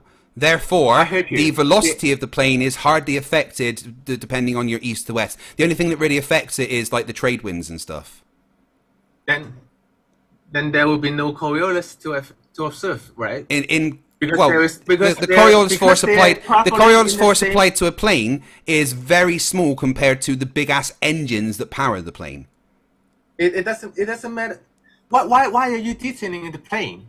Why are you detailing the airplane? The Because course this of says the Coriolis- velocity. We're No, talking sorry, about what please. you've got on the screen. We're talking specifically about what you've got on the screen. The velocity of a plane, airspeed, traveling due east or due west must be either added or subtracted to the velocity of the rotating Earth, depending on the direction of the travel of the plane. That is completely false. 100% false. You do not subtract or take, add the rotation velocity of the Earth, because the plane is rotating with the Earth.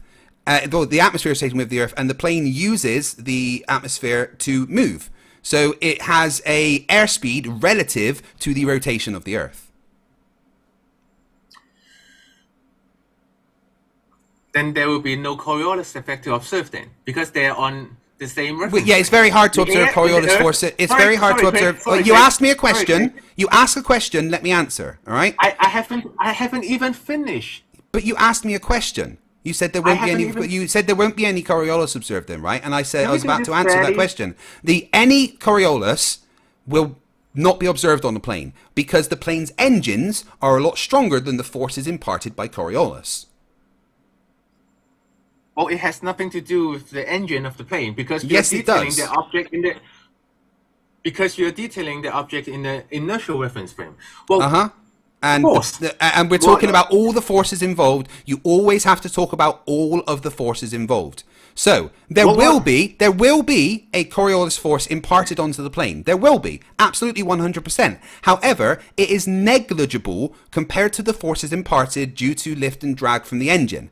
So yes, there is Coriolis imparted onto planes. However, the force is so small you do not notice it because the engines make a bigger one.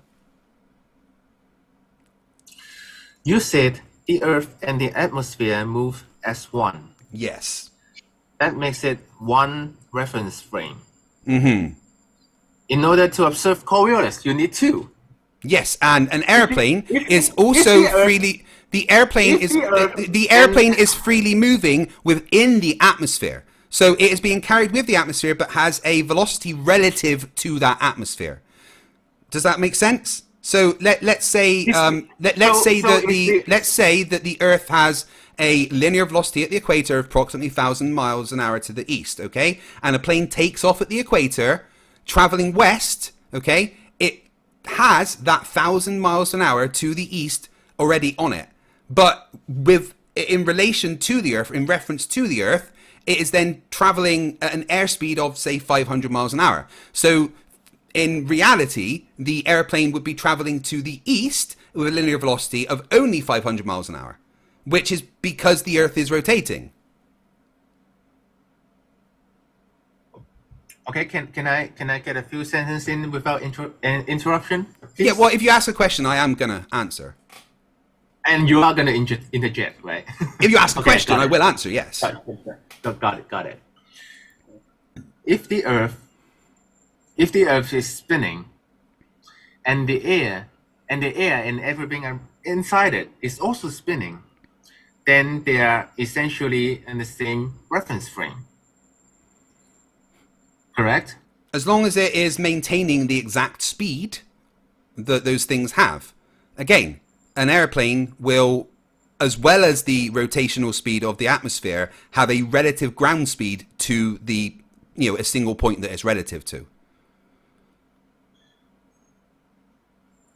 So they are in the same reference frame then, because It's because still, you claim- if because you claim- it was just hovering, right?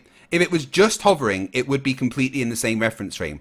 It is partly in the rotating reference frame of the Earth, but it also has its own. Let me finish. It also has its own freely moving direction, apart from the rotation that it's carrying. That carries it with the Earth because of the atmosphere.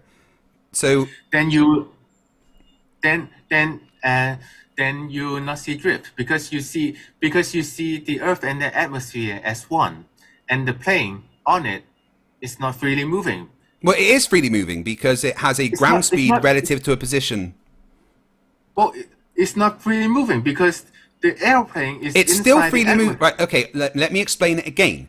If an airplane takes off from the equator, which has a linear speed to the east of approximately 1,000 miles an hour. No, I don't care. Well, you do care because I'm saying it. At the point that the plane takes off, that plane has the linear speed to the east of 1,000 miles an hour. However, as it accelerates to 500 miles an hour towards the west, that means that it now has a linear speed to the east of only 500 miles an hour.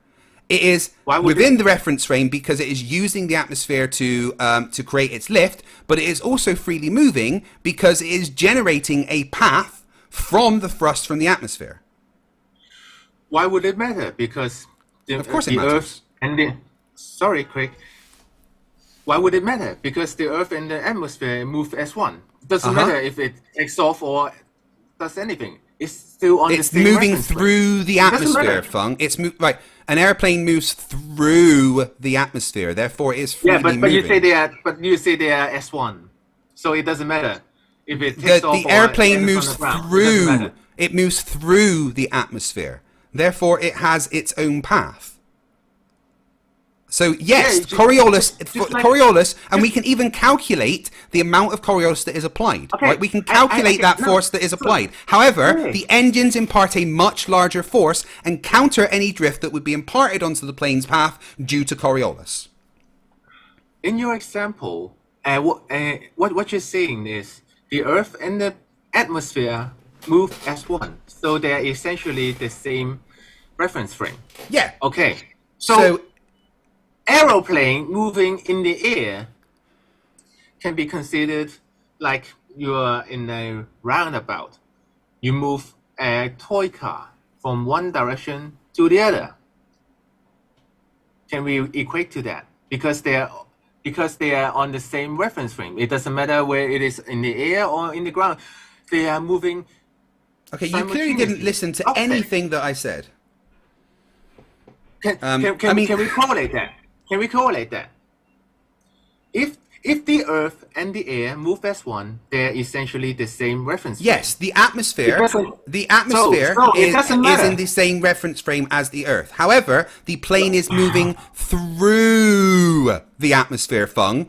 Not with the atmosphere, through the atmosphere. Therefore, there is Coriolis applied due to the rotation of the Earth. Okay.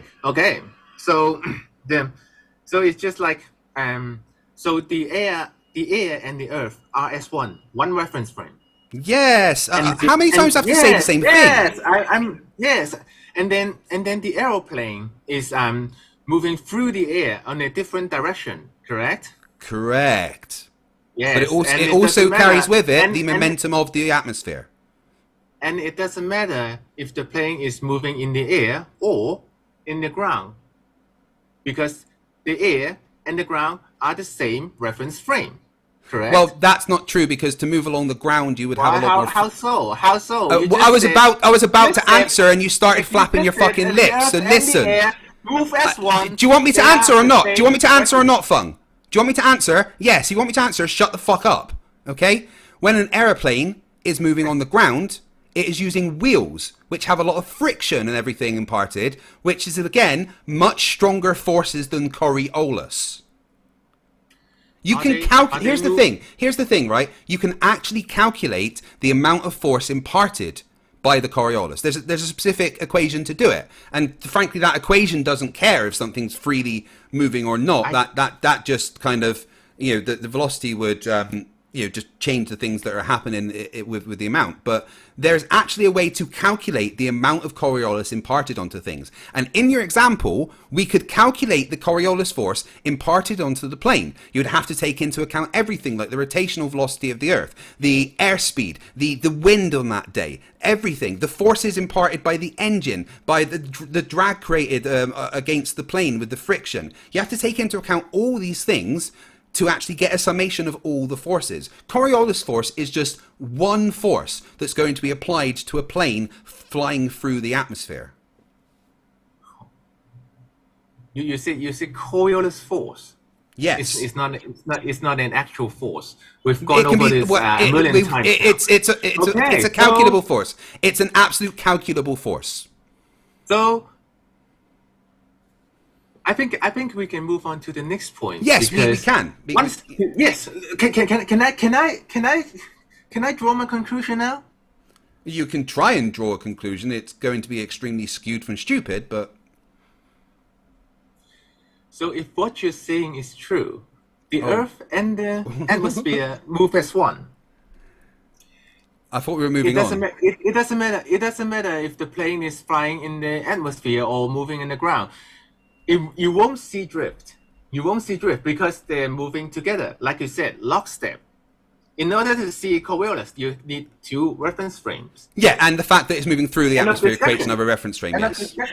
Yes. As long as everybody gets that, I think the Coriolis effect is done. It's not done at all. Again, you are not taking you are not taking into account all the forces that are involved. And again, you can do the maths to calculate the forces involved based on the speed, the direction, and everything. Okay, so you can do the maths, do the calculations, and see what forces are involved. Now, let me ask you a little question, Feng. Do you know the calculations to calculate the Coriolis force? I don't. So do you think that you're qualified to be discussing the Coriolis force when you couldn't even calculate what it would be? I do, because I know the cause of the Coriolis. I don't need to get into the details of how much... You know the cause of the Coriolis, but you don't need to get into the details. You don't know the cause of the Coriolis because you don't think it's conservation of momentum. Qualitatively. I only have to know if the thing you're observing is going to deflect. So you're literally admitting that you're Dunning-Kruger? No, I'm not. I know exactly what Coriolis effect is. I don't think you... Well, then explain the mechanism behind it. I just did. I tell you what, here's a fun game.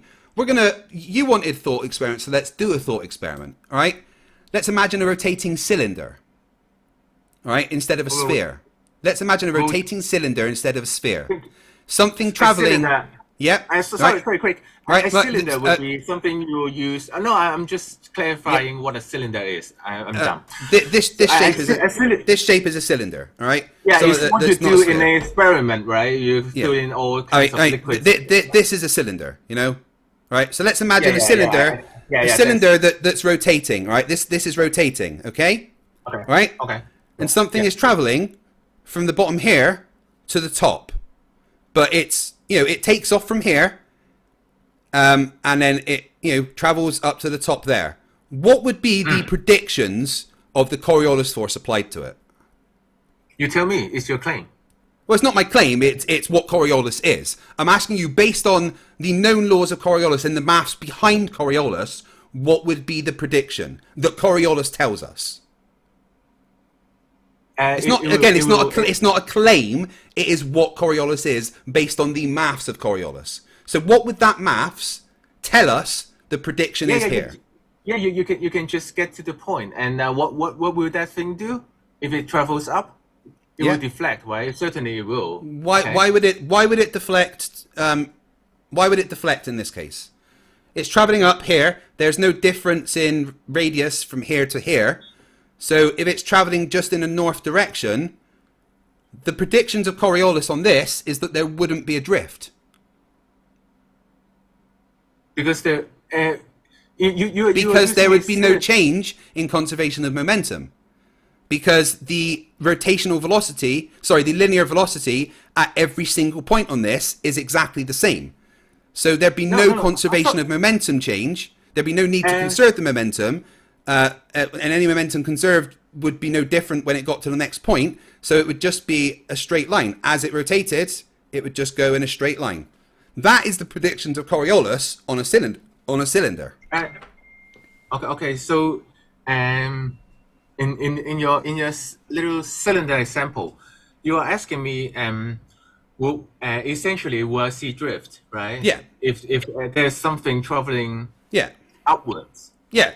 So again, this is rotating, and so much traveling from here to here. It takes off from here. Is there any liquid in it? No, it doesn't matter. It's on the surface of the rotating thing, right? So this is rotating, right? And as it's rotating, something takes off from here and travels upwards to there, all right? Well, even though you are now in two different reference frames because this has left the surface and is freely moving. The predictions of Coriolis in this case says that there will be zero Coriolis applied. because the Coriolis applied is relative to the angular, the linear velocity at each point. So on a cylinder, traveling north to south, up and down, whatever you want to call it, there would be no Coriolis applied. But you actually will see a drift. Traveling north to south you won't. According to the maths, behind Coriolis, you absolutely wouldn't. What happens if you draw a little dot on the side of your cylinder and you rotate it? Will you see the dot rotate as well? Not if you're on the reference frame, no. And from that point, right, here's the thing, right? Let's remember the animation that you showed from the wiki page I did, where it showed the thing moving outwards from the center is going to drift, right? But the straight line path on the other one is just like that. Now, because there is no reason for it to drift, because there's no momentum having to be changed, because the linear velocity at every single point is exactly the same, there will be no drift when you go straight up or straight down on this rotating thing. And you could even do the same thing by putting your dot here on it and being on it when you spin and moving something northwards. You would see that the thing that moves northwards stays relative to that dot whether you're on it or not. So do you understand why Coriolis says that would happen? I only see you absolutely see drift if you put a dot on the cylinder like you show on your little thought experiment. There wouldn't be a drift. You wouldn't see the drift. You would not see a curved path. Let's do it together, okay? Zero. From PhD physicist in the chat. You would have zero. This is a different one. This is a different PhD physicist. Example anymore. This is a different PhD physicist, and he says zero Coriolis. The angular velocity is parallel to the velocity. So, on a cylinder, Coriolis wouldn't be there. On a sphere, it would. Let's test that. Everybody, hold. Yeah, I have a cup on my hand. So if I put a dot on the cylinder, right, and the cylinder is rotating, I observe the dot. Will I see the dot drifting? You're not looking at the dot. You're looking at the thing moving away from the dot, as in the example. Yeah, exactly. And it will not have that curved path. It's the same thing. From the point of view of the observer on the rotating frame, right? Remember, you only see Coriolis if you're on the rotating reference frame. From the point of view of the person on the rotating reference frame, there will not be a drift. It will just travel in a straight line. Well, it is your example. It is your thought experiment. Let's go with it. And I just explained it to you. You said in the very beginning you have a cylinder, right? And then you have a dot on the side of the cylinder. Right? Yeah. And then you have to have something move away from that dot to be able to observe it, right? And then the dot, which is located on the surface of the cylinder. Yeah, I would be the dot on the surface. I would be the dot on the surface, right? So I'm here, I'm the dot on the surface, right? As it's rotating, there's a dot here, and I throw a ball from here northwards, right? And that's the thing that we're looking for the Coriolis on, the thing that's moving from there to there, right?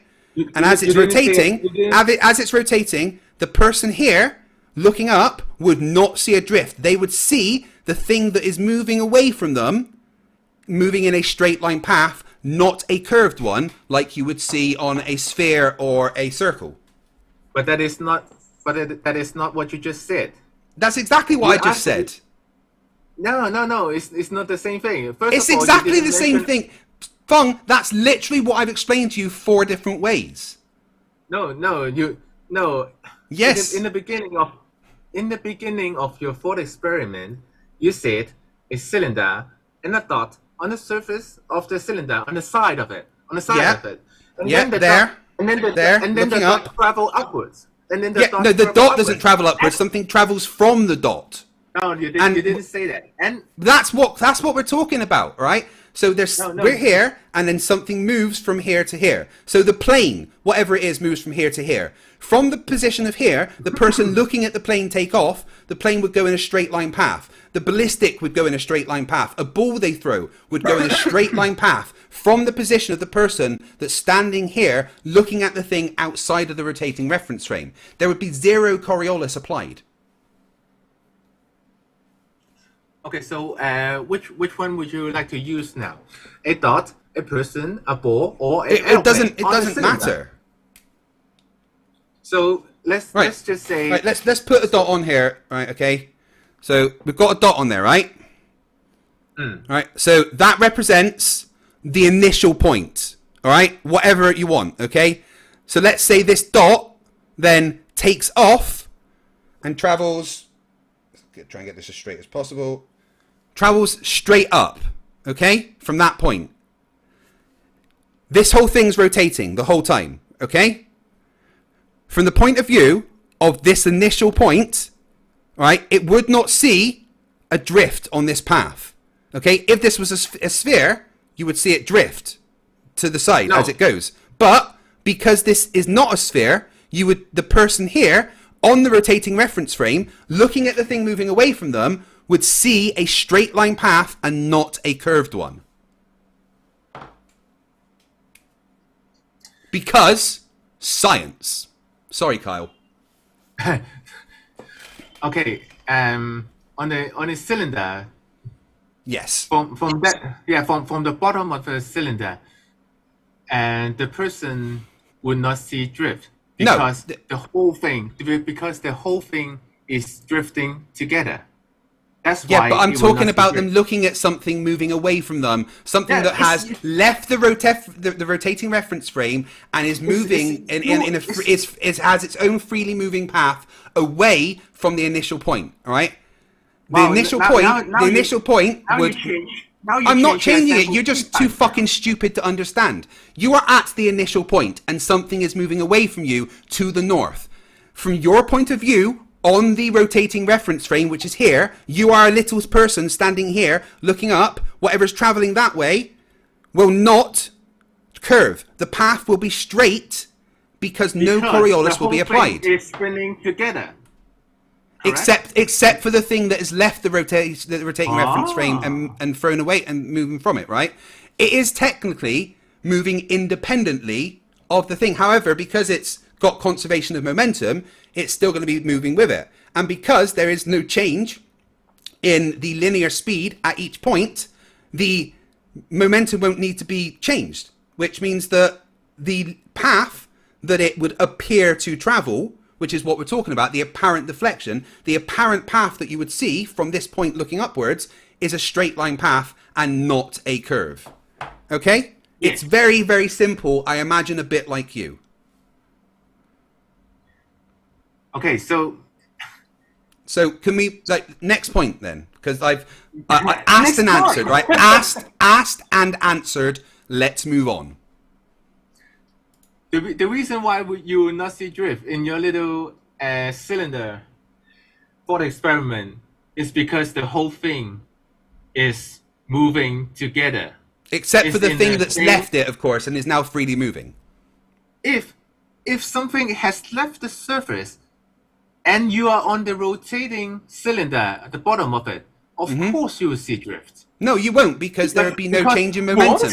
There would be no momentum needing to be conserved. It would have the same. It would have the. It would have no reason to change from its path. Okay, once it takes off, right? Fung, please, just try and understand for 1 minute, all right? This whole thing is spinning. Okay, the entire thing is spinning. All right, you get that? So let's just imagine that it's spinning. Yes. Where's my fucking?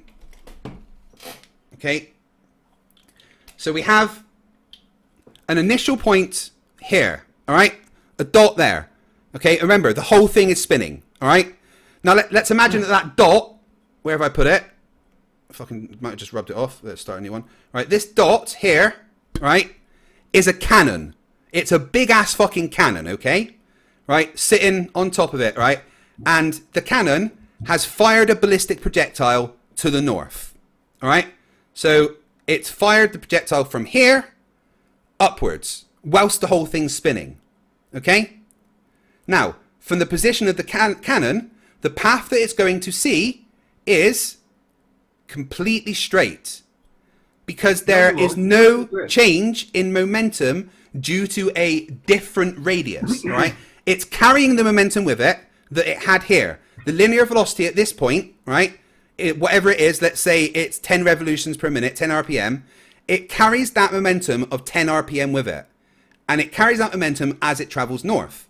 However, because there is no change in radius, and therefore no different RPM at the different points, it will maintain that, 5 revolutions per minute, 10 revolutions per minute or whatever, and rotate with it. So even though it is a freely moving, independent object, it still has the conservation of momentum applied from the point where it took off. So from the point that it took off, from that position, it would appear to travel in a straight line path because no Coriolis will be applied. That is the predictions of Coriolis. And if you cannot understand that, you are not qualified to be talking about Coriolis. What you just said is not reality, though. It is absolutely reality. You will definitely see drift. If you No, are you on wouldn't. that cylinder, No, you wouldn't. I'm Not telling according to Coriolis. In reality, you will definitely see drift. No, you can say that. You can keep saying that, but you are wrong. There is no reason you would see drift because the conservation of momentum says that it would maintain the rotational velocity of the thing that it started at. There is no reason for it to drift. Conservation of momentum. It doesn't say conservation of momentum. Conservation of momentum is the mechanism behind Coriolis. That's what the maths describes. So if you are on a turning cylinder, or better, a roundabout, you throw a ball, you definitely see drift on the ball. Even if you're because there's different radius. But because a roundabout is not the same as a cylinder. A roundabout is this bit, not this bit. Right? A roundabout has different radius as you go out. But this has the same radius all around. It doesn't matter. Yes, it does matter. All right, you don't understand. I've answered the question. Move on. Fung, move on. Next point. What matter is you rotating. Okay, I said next point. Right, we've covered the plane. You didn't understand. You were wrong. I've explained Coriolis. What is your next point, please? Okay, so you are saying the Earth and Come on, what's the next slide? Is hurricanes Coriolis effect? Yes, absolutely they are. Hurricanes. So the hurricanes spin in opposite directions in the northern and the southern hemisphere, respective to the Coriolis effect, right? Correct. Yes. Well, Coriolis effect, like we've gone through. Are you going to misunderstand Coriolis force more? It's a apparent deflection. It's an apparent deflection. When observed in a rotating coordinate system, correct? So are you saying that hurricanes are actually moving in a straight path, but it doesn't? Only seem to rotate? That made absolutely no sense. Okay. Hurricanes are spinning because of the Coriolis force, all right?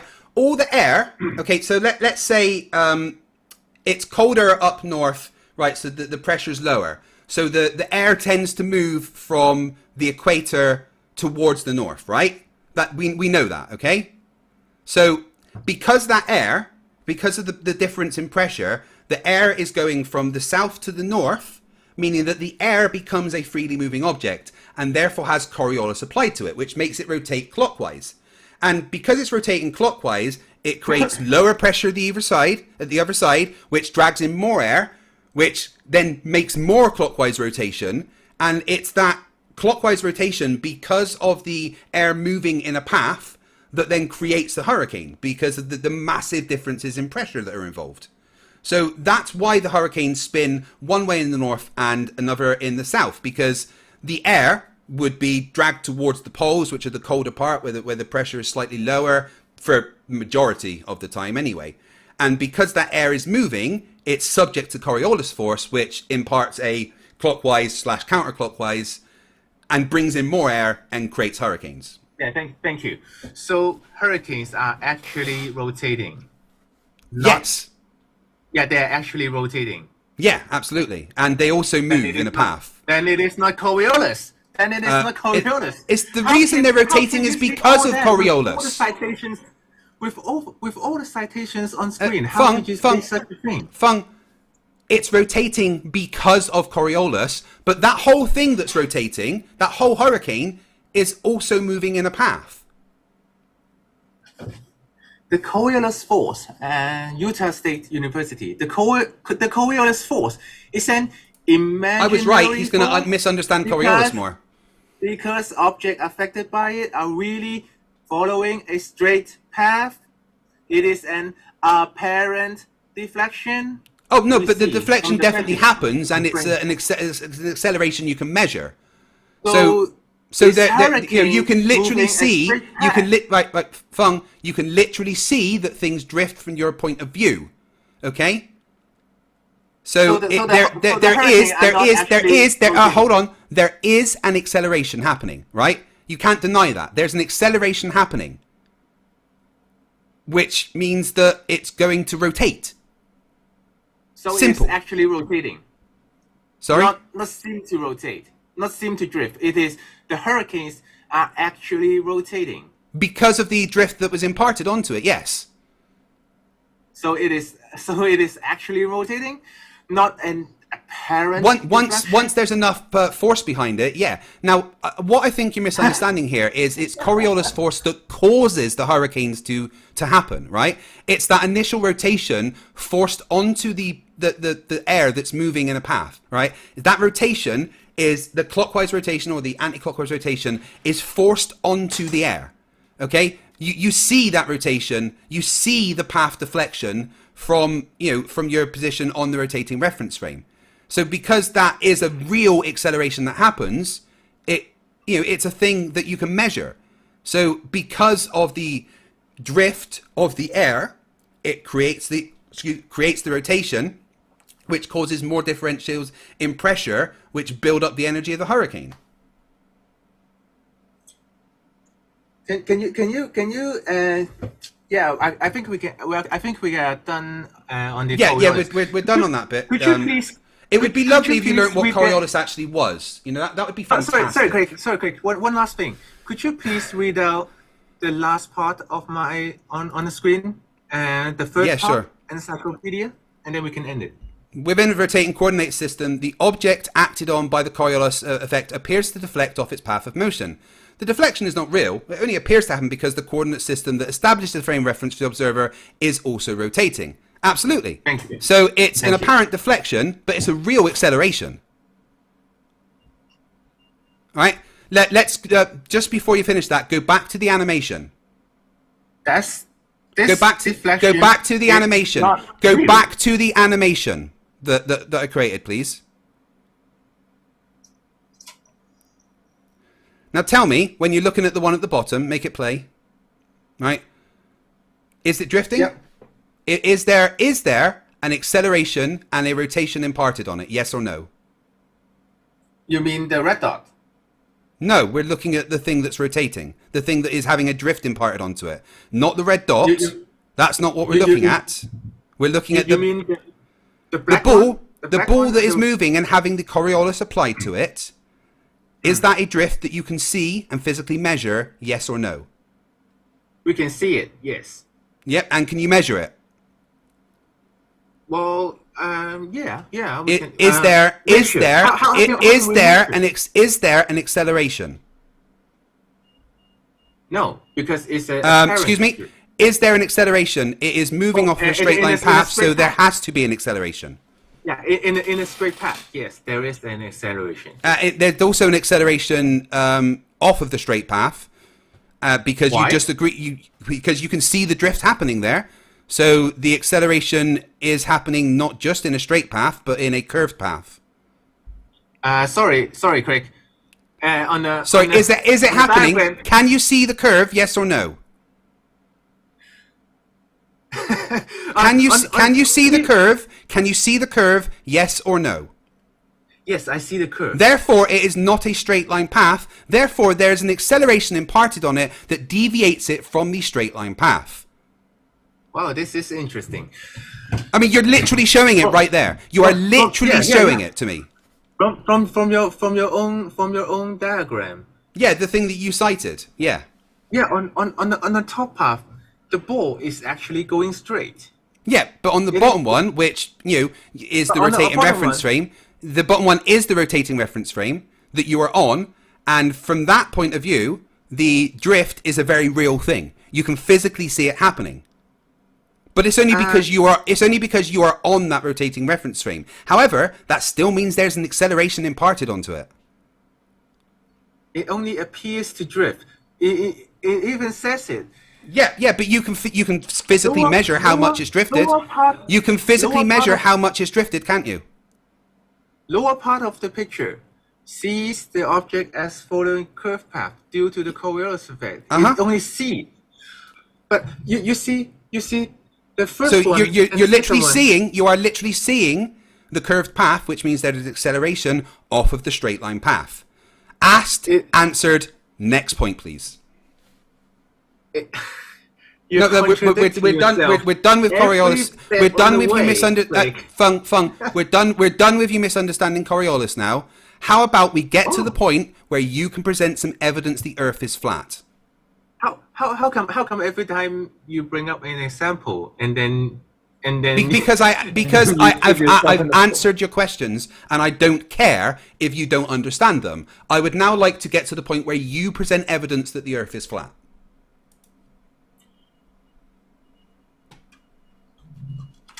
That would be fantastic, because we've gone over your misunderstandings and strawmans of physics plenty now. So to demonstrate the Earth is flat, you would need to give evidence of that. So please present evidence that the Earth is flat. How long have we been doing this already? 2 Oh, hours? goodness me, 2 hours. Do not run away right now as we get to the point where I ask you to present evidence. I'm not. Right, so let's just get to that point where you present evidence, exclusive evidence, that the Earth is flat. I will, but like I said, I actually got 3 points I would like to address, and we only got one. So, Okay, but Can I take- I'm Sorry, done wait. with you misunderstanding physics, so I'd just like to see the evidence the Earth is flat now. can I take 5-minute break because I have to go to the toilet? and Yeah, whatnot? that's cool. No worries. I do need to get myself a drink as well. Yeah. So see you back in 5 minutes, guys. I'm gonna quickly nip to the toilet. I'll be back in just a couple of minutes. I will leave you with my FTFE thing. I'm back in a second.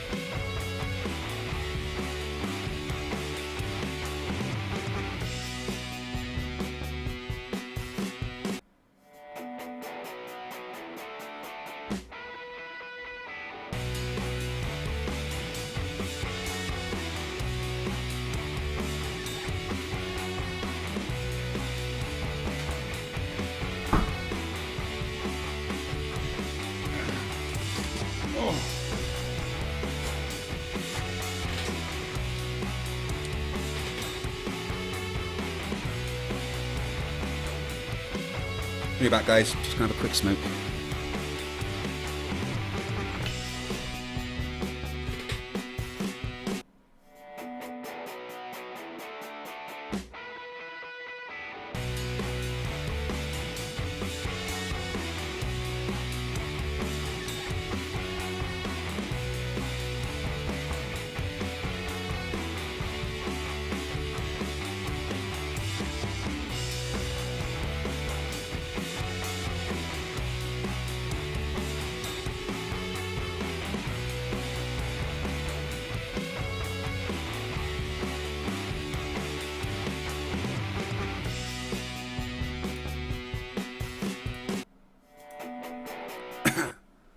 Well, excuse me.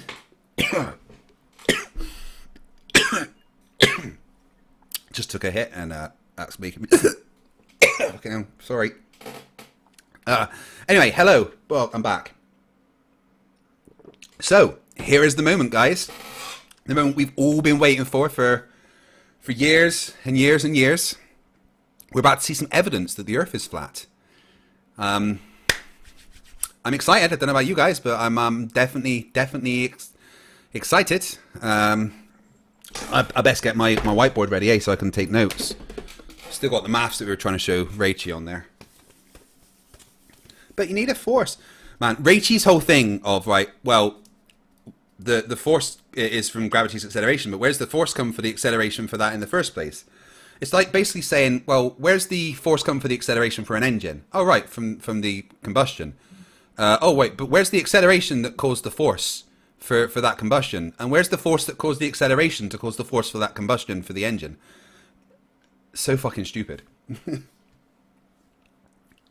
Right, so let's go Fung's evidence. How much space do you think he needs? Like this much, or I don't know, like just this much for evidence? Let's see what we get, eh? Let's see what we get.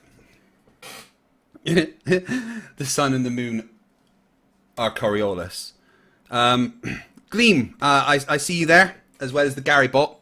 I hope you guys have fun with the Gary bot. Gleam, quick question. Is the sun setting Coriolis? Yes or no? I'd like to see what Gleam says, and I hope you're all having fun with Gleam there.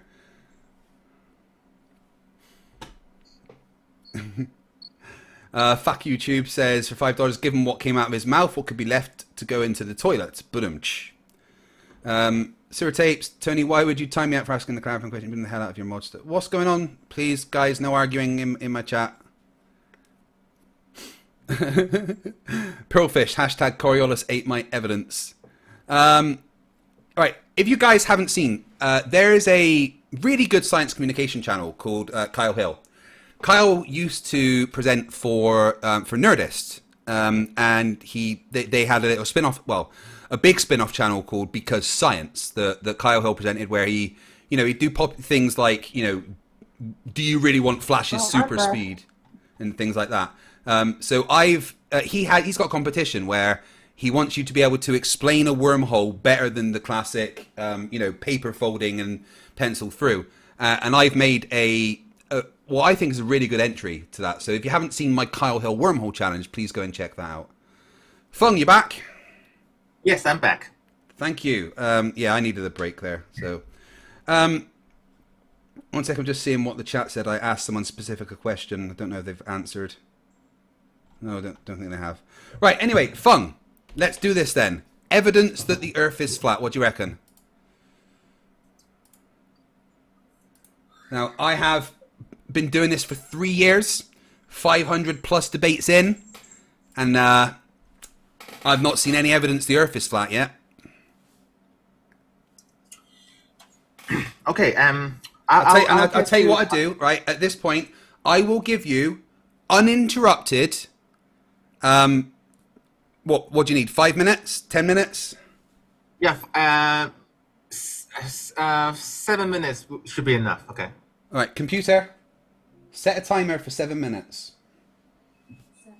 Oh, that's very high tech. You can actually command it.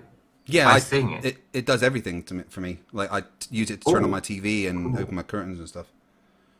That is very cool. Okay.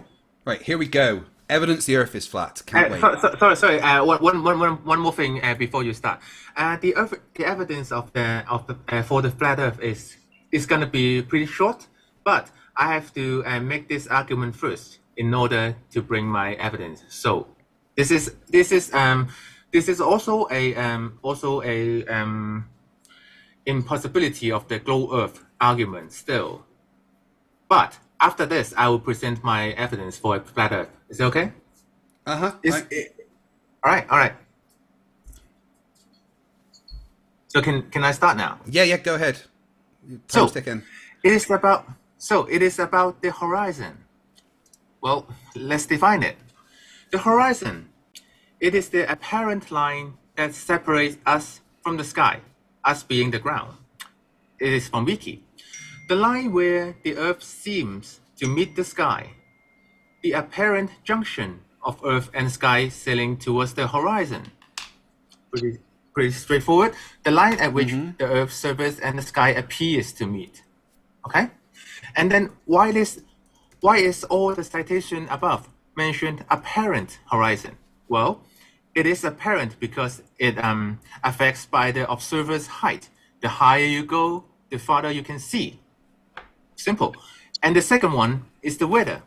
Well, sometimes there is a fog, sometimes there is a refraction that limits your line of sight. So that varies. That makes it apparent. However, on the globe model, the geometric horizon can be no more than what is geometric constraints allowed based on the observer's height and the radius. Citation from Andrew Thomas Young, San Diego State University, Astronomy Department. If h is in meters, that makes the distance to the geometric horizon 3.57 kilometers times the square root of the height of the eye in meters, or 1.23 times the square root, 1.23 miles times the square root of the eye height in feet. That's the citation. If the Earth is a sphere with a radius of 3959 miles, then every horizon distance measurement can be no more than 1.225 times the square root of the observer's height in feet. That's the geometry. That's the geometrical horizon.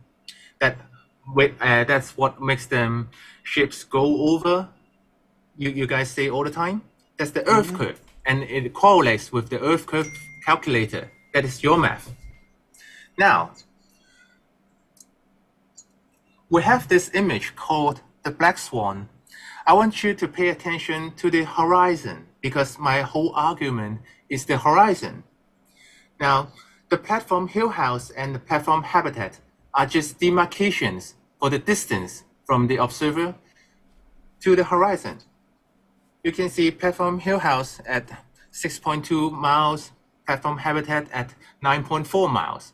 And the horizon is beyond that. So it makes it impossible. That is, this image is impossible for the Earth because of the reason I just mentioned. If the Earth is a sphere with the radius of 3959 miles, every horizon distance measurement can be no more than 1.225 times the square root of the observer's height in feet. Now, this is a screenshot from video from YouTuber named BMLSB69. This is a whole video of it, documenting the whole observation. It's not just a photo. The observer height is 1 foot. But the distance to the horizon is greater than 9.41 miles. But the distance to the horizon maximum for a sphere with an R of 3959 miles is 1.22 miles, just like the math we've gone through. Therefore, the Earth is not a globe. It's called a black swan argument. I'm sure you have heard of it. Yeah, So, I'm surprised that you're yeah, bringing this so up, frankly. I'm not quite finished. So let's put it through the modus tollens. If P then Q, not Q, therefore not P. If the Earth is a sphere with a radius of 3959 miles, that's P. Every horizon distance measurement must be no more than 1.225 times the square root of the surface height in feet. That's Q. And that's the geometry of the sphere. It's the geometric horizon. Not Q. The horizon distance is greater than 9.41 miles, therefore not P. The Earth is not a sphere. You done? Done. You're really doing the black swan? Of course I am. Okay, first question is, do you know what a black swan argument is? Yes. And does a black swan argument disprove something? It disproves the geometry of the sphere Earth. That's not what a black swan argument is, though, right? A black swan argument does not disprove something, right? So a black swan, seeing a black swan, does not disprove a white swan. Okay. It just means, wait, let me finish. It simply means you now have to explain both the black swan and the white swan. We can explain that. Simple. The very start. I'm responding to this now. The very start. Let me respond. Let me respond. Let me interject just this one. A black swan disproves the claim that every swans are white. Now, what do we mean by white swan? According to the globe model, with a 3959 miles No, because that's a straw man of the globe model. Every horizon must be no more straw than man. 1.225. It's a straw man of the globe model. Right, computer, stop. So, you started your argument, right, pretty much, with the statement that refraction and stuff can change the apparent distance to the horizon. Okay? The horizon, now, horizon distance can change. if the apparent distance to the horizon can be changed by refractive conditions, this is not evidence the Earth is not a globe. Because if the apparent position to the horizon can be changed, then that disproves the notion that the distance to every horizon must be 1.23 times the square root of the eye height in feet. Because refraction is a thing. And what is this? 9 miles? 11 miles? Yeah, you can just safely call it 10 miles. Okay, so 10 miles. On Earth, every 69 miles is 1 degree. So if we're saying it's 10 miles, it is roughly 1/7 of a degree of curve.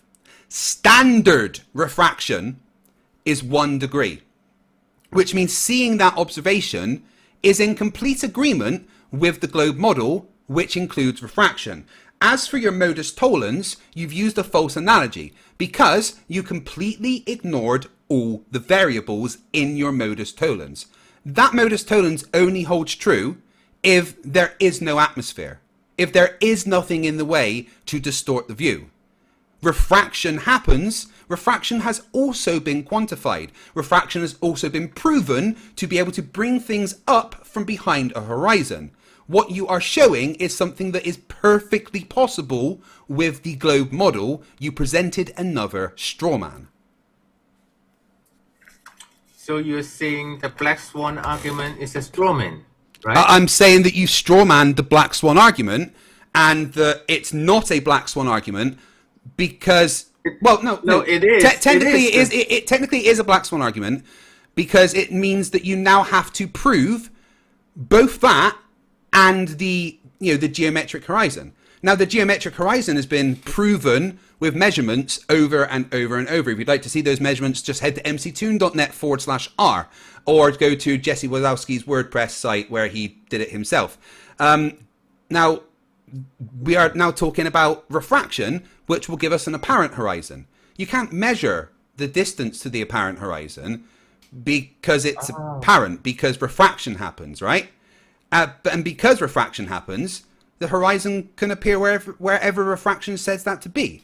So the fact that there is refraction disproves your modus tollens because it ignored the variables. You cannot ignore variables for the sake of a modus tollens, that itself is a fallacy. So unless you can debunk refraction itself, your observation is not evidence that the Earth is flat. Frankly, I'm surprised you brought Black Swan to argument, because I cooked that a year ago. Okay, so can I have... It's my turn now, right? So you're saying that the Black Swan argument is not valid because of refraction. Yeah, refraction exists, yeah. Okay, so you're basically saying that, oh, we are seeing the horizon at 10 miles is because of refraction. Okay. If there is no refraction, then the math holds true. There's always refraction. Yeah, I know. No. So you're appealing to refraction then? I'm not really appealing to anything. I am countering your claim by saying that refraction exists, and it's been quantified. The gentleman you actually mentioned, Dr. Andrew Young, is someone who I converse with regularly, as he is the world's leading expert on refraction. Literally the world's leading expert on refraction. Yes, he is. Subject matter expert. Yes, he is. The world's leading expert. And he specifically said that the refractive conditions that we see cannot happen on a flat Earth. So, are you going to cite Dr. Andrew Young, yes or no? That's my citation, yes. Right, well, you are committing the fallacy of cherry... wait, let me finish. You are committing the fallacy of cherry picking because Dr. Andrew Young specifically says that the refractive conditions that we see on Earth are impossible on a flat Earth. So you either accept everything that Dr. Andrew Young says, or you are just cherry picking whatever you want. Do you know the difference between references and citations? Well, if you're using him as a reference, you also have to reference everything that he says. No, it's a citation. I'm using this as a citation. Okay, so if it's a citation, you also need to take into account the fact that the person that cited it, the person that you are citing it from, disagrees with your position, specifically so much that he has an entire website dedicated to showing how the refractive conditions that we see are impossible if the Earth is flat. So, if you are committing the fallacy of cherry picking by only taking part of what Dr. Andrew Young says. Actually, I'm not. I'm only citing Dr. Andrew Thomas Young. Yeah, so you're cherry picking Dr. Andrew Young. For the math he's providing. Yep. So what you're doing is cherry picking parts that you want. No, Fung, I have to hold you to this. All right. I know.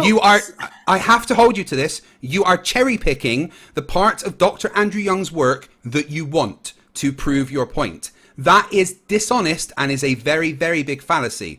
Dr. Andrew Young specifically... I'm not wrong. Dr. Andrew Young specifically says that the Earth is not flat, and flat earthers are the dumbest people on the planet, so much so that he would never even contemplate having a conversation with one of the morons that think the Earth is flat. So Dr. Andrew Young, if you are using him as a citation and going against his word, you are cherry picking. Even though if he says the Earth cannot possibly be flat, on the very next sentence, it doesn't matter. Yes, it does, because that's cherry picking.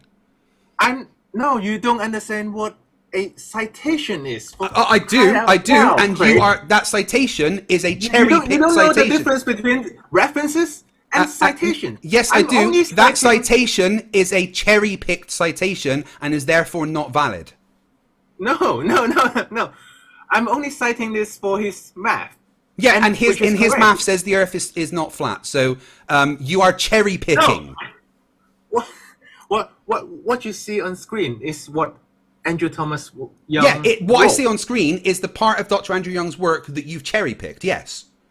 No, that's not how a citation works, Craig. No, absolutely is. It absolutely is. It absolutely is how a citation works. You cannot cherry pick. Excuse me. Stop. Excuse me. No, That is not how citations work. Citations are not cherry picking. You cannot take part of someone's work, cherry pick the words that you want, and ignore the rest, which is what you are doing. Cherry picking is a fallacy. No. Yes. I see what And you're doing. also a citation is a reference. Citation is not a reference. Citation is A totally citation is literally a reference. completely different from a reference. I'm only citing his math here. And Yeah, which so is you're correct. cherry picking the parts of his work that you want. Which is correct, right? It is. It's a fallacy. Correct. It's Is a it not? fallacy. You're cherry picking the parts of his work that you want. No. I'm asking you a specific question. What he says is correct. If h is in meters, that makes the distance to the geometric For horizon. geometric horizon, yes. Geometric horizon isn't what we see, though, is it? Yeah. 1.3 times Yeah, the square root of height. in feet. Fung, is the geometric horizon what we see? No, it's not. But how many horizons have we got? We've got a geometric horizon that is refracted, making an apparent horizon. So yeah, every horizon is apparent. I've already said that. Correct. I've already said it. Which But means the it is horizon the- that you showed, the apparent horizon that you showed, is perfectly possible if the Earth is a globe. It is the same horizon you guys always use when you see Well, obstruction. the same horizon isn't really right because we are seeing the horizon a lot further away. How in many this case than we horizons normally have do. we got, Craig? On Earth, in We have reality, one. In I can reality, tell you, yeah, it's but one. we Why is it wrong, stop, wrong. Huh? Technically, we don't, because we do not see what is there in reality. We don't see the reality because we see refracted. So trying to demand what is the reality is another fallacy. Because we don't see the reality, we see refracted things. Hold your hand out, and this is something that pisses flat earthers off, I know. But hold your hand out in front of your face. Do you think you're seeing your hand? Of course, yes. No, you're not. You are seeing your hand. No, you are seeing your hand back in time and refracted. You are not seeing your. You are not seeing your hand as it is at that time. Light takes time to travel from your hand to your eyes. Yes. Right, answer the question, Fung. Answer the question. Does light take time to travel from your hand to your eyes? Yes or no? I don't know. Yes, light takes time to travel from your hand to your eyes because light travels. Therefore, you are not seeing your hand right now. You are seeing your hand back in time. And also, there is an atmosphere between your eyes and your hand, meaning that you are not only seeing back in time, but you are seeing a refracted something back in time. Yes, when you go out, let's say to the beach, and you see a horizon, and you see boats going over the horizon. Yeah, now, here's one important thing about the horizon, right? The horizon is an effect of the Earth being curved. So, yes, so the boat, for example, is obstructed by the curvature of the Earth. Generally, yes. Correct? Yep, and that's the geometric horizon. No, it's a refracted horizon that you see. Well, how? But it is obstructing the boats. Yeah, the apparent apparent position, the apparent position of the horizon, the refracted position of the horizon is obstructing the boats. Yes. Yeah. Which are also refracted. The boats themselves are also refracted. You know that, right? You know that, right? You know that, right? You know that, right, Fung? You know that the boats are also refracted, right? Yeah. The boats are also cool. refracted, So yeah. we're seeing a refracted boat go over a refracted horizon. No problem. Yeah. Okay. But the horizon.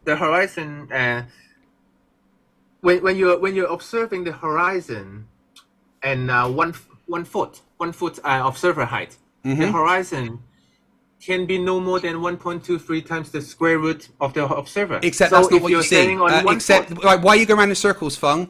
It doesn't matter how far away the geometric horizon is. That is not what you see. And then your explanation is refraction. Correct? It's the truth. Yes, everything that you see is refracted. Yes. What kind of refraction? Depends on the conditions. What on the black swan? What kind of refraction? That's a makes positive the horizon- coefficient. That's a positive coefficient of refraction. Sorry? That's a positive coefficient of refraction that you're seeing. Can you describe it? Yeah, it's a positive coefficient of refraction. That is describing it. Is the positive curve refraction? It's a positive coefficient of refraction. Positive coefficient of refraction. Yes, What that is how I would describe that. Yes. So it is the same as terrestrial refraction. It's a positive coefficient of refraction. Don't ask the same Is it question the over and same? over. Are they the same? I say the same. Refraction thing, is or refraction. What you're specifically seeing there is a positive coefficient of refraction. Is it terrestrial refraction? Are you referring to? It is a positive coefficient of refraction. That is what you are seeing. Stop asking the same question. You're not going to get a different answer. Does it requires an R value? On Does your what require an positive R value? coefficient No, refraction doesn't require us to know the R value, but the specific reason why the refraction is happening is because the Earth is curved. However, R value, No. R value isn't a thing. That's a word Nathan Oakley made up. You are talking about the radius of the Earth, which has been measured. How? Many How times. is it- how is You it can do. measured? It's been measured using surveying methods. It's been measured using radar. It's been measured using microwaves. It's been measured using many different methods. As I mentioned earlier, if you would like to see some historical records of the measurements, please go to mctune.net/r or go to Jesse Kordowski's WordPress page. The official number of 3959 miles of the Earth's radius. How did you get it in the first place? It's been measured. Could it be Alberoni by any chance? It's been measured over and over and over. It doesn't matter who initially did it. Is it done by Alberoni by any chance? It's been done by many people. Well, is it done by Alberoni then? Maybe. Maybe it is. It's not maybe. What does that matter? What does it matter? The radius of the Earth has been measured probably millions of times. It's probably been measured millions and millions of times. It doesn't matter. It doesn't matter because here's the thing: all the measurements agree with each other. Ooh. It does not matter who did it first at all. But he got the official number that He got a number that has been verified lots and lots of times. Which is very close to the number that you're using today. Yeah, cool story, bro. What is your point? Roughly. If the story is true, then he cannot get his measurement by measuring the dip angle to the horizon because, like he said, the horizon is always refracted. Here's the thing: refraction's been quantified, right? If you take measurements of air temperature, air pressure, no, we are talking about the horizon here. Yeah, we're talking about the if horizon. If you take measurements over the water that you were looking at the horizon at of the air temperature and the air pressure at certain points, as refraction has been quantified, you can calculate the refraction that you would expect to see and incorporate that into your calculations for the radius of the Earth. And this is why it's done multiple times over different periods, different days, under different refractive conditions, so that they have controls. But he got it right? Yeah. Alberoni got it right. Yeah. Alberoni got it right. And? He's measuring the dip angle. From him, he's standing in a high mountain, and which he knows the height. Fung, here's the thing, right? It doesn't matter how he did it. His measurements have been verified. His measurements have... Listen, no, it doesn't matter how he did it, because his measurements have been verified independently by millions of people. So it does not matter how he did it if his measurements have been verified by other people. Do you understand? No, it does matter how he did it. No, it doesn't matter. I reject your assertion that it matters how he did it. I absolutely outright reject your assertion. It matters how he did it because it has been done millions of times by multiple people using many different methods. It does not matter how the original person did it, because there are many different methods for it to be done, and they all agree with each other. 国庆节过后，交给你的那题目，这不是新人，这已经交给你了。Well, Alberini, sorry, I was replying to my customer. Alberini. Okay, well, I'll repeat what I said then. Does not matter how Alberini originally did it because it has been repeated and done in different ways, thousands, possibly millions of times, and all the measurements that we get, no matter the method that we use, we get the same results. Again, it does not matter how it was originally done because we have verified those measurements using other methods. So are you acknowledging that Alberini could not possibly? No, not at all. As I explained. Of refraction. Did you listen? Did you fucking listen to what I said? We know. I fucking listened to what you said. Well, listen then. Open your fucking ears, you dick. No, refraction has been quantified. If we can take measurements of air pressure and air temperature at certain points, we can calculate the exact type of refraction that we would expect to see. That was done when all the measurements and stuff were done.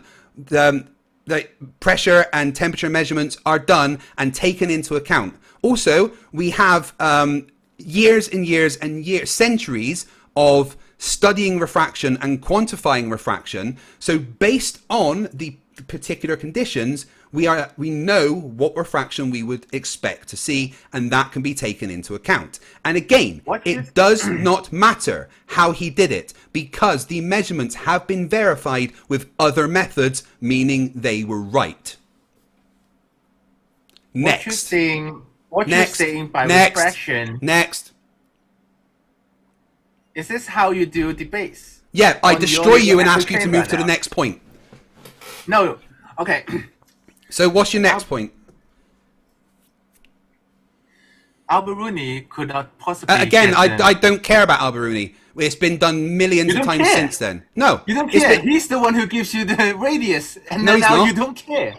Because we can get it other ways. Because you know he can't... No, again, I explained to you, Feng, I literally just told you how we can. We have quantified refraction. We know what it does. If we take the measurements of air temperature and air pressure, we can calculate the exact refraction we would expect to see, meaning you can incorporate that into your measurements. Do you understand? Do you understand? Do you understand? Yes. Do you understand? Feng, no, I don't. So you don't understand that we have quantified refraction. Let me just. Do you understand? No, I'm asking questions right now. Do you understand that we have quantified? I know it's devastating. I know. Do you know that we have quantified refraction? Yes or no? Do you know? I'm asking questions right now. Feng, do you understand that we have quantified refraction? Yes or no? Well, yeah. Right. Okay.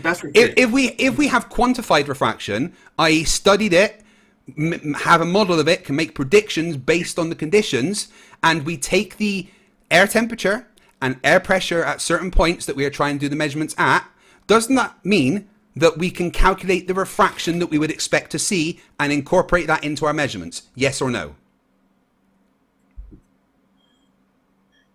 No, because why not? Because the refraction you're using here in the black swan photo is the terrestrial refraction. Yeah, refraction's refraction. Refraction's refraction. 7/6R, which involves an R in it. Yeah, and we've got the R value. We've measured R. We've measured R. R has been measured. Measured R has been. Been has R measured. R has been measured. You understand that, right? Yes, R has been measured. I know. Not just by Alberini. Not just by Alberini. By millions of people. Do you understand? No. Yeah. Right. Okay. No. I want you to understand. I want you to understand. The radius has been measured by millions of people, not just Alberini. Is that clear? Is that clear? Yes or no? Yes. Right, there we go then. Who cares what Alberini said? because it's been measured separately by other people. It's done. We've measured R. Using the method by Alberuni? No, not using that method. In fact, PhD Tony, who you had on earlier, has literally measured R using seismographic information. No, let's not talk about Tony. I don't. No, because Tony destroys you with the things that he says, and no, Tony he has doesn't literally know about measured scientific method. Tony, Or no, he PhD. wasn't wrong about scientific method. You were wrong about scientific method, and Tony has measured R using seismography. So R's been measured in many ways. We can also measure R with microwaves, which doesn't involve any kind of refraction because the wavelengths are strong enough to not really be refracted by refraction in that way. We can also do it with radar, which doesn't involve anything that anyone's done, visual wise. So, There's many different ways of measuring R, and we've even measured it from space. So, to clarify my position, I don't care, and it doesn't matter how the first person that measured R did it, because it's been done in other ways by other people and clarified. So tell me, if the atmosphere is always refracted, how can Alberuni get his exact number? I've already answered that question because we have doesn't matter. quantified refraction. No, I answered the question, and you're asking the same one. We have quantified. Yeah. We have quantified refraction. So Alberuni would have been able to take measurements of air and air pressure and air temperature, and with those measurements, he would have been able to. Yeah, he did. So with those, he doesn't even aware the thing called refraction. It's on Wiki. And again, he does it multiple times. He doesn't even know, but yet. Okay, and again, it doesn't matter. Again, it doesn't matter. Well, because you can do multiple measurements and get averages. That's one of the things. But once again, it does not matter how he did it because it's been done other ways and verified. Perfect. So your position is. My position is that the radius of the Earth. Summarize it. No. You don't get to summarize my position. I will summarize my position. The radius of Earth has been measured in multiple ways by millions of people, and it does not matter how the first person did it. That is my position. Don't strawman me.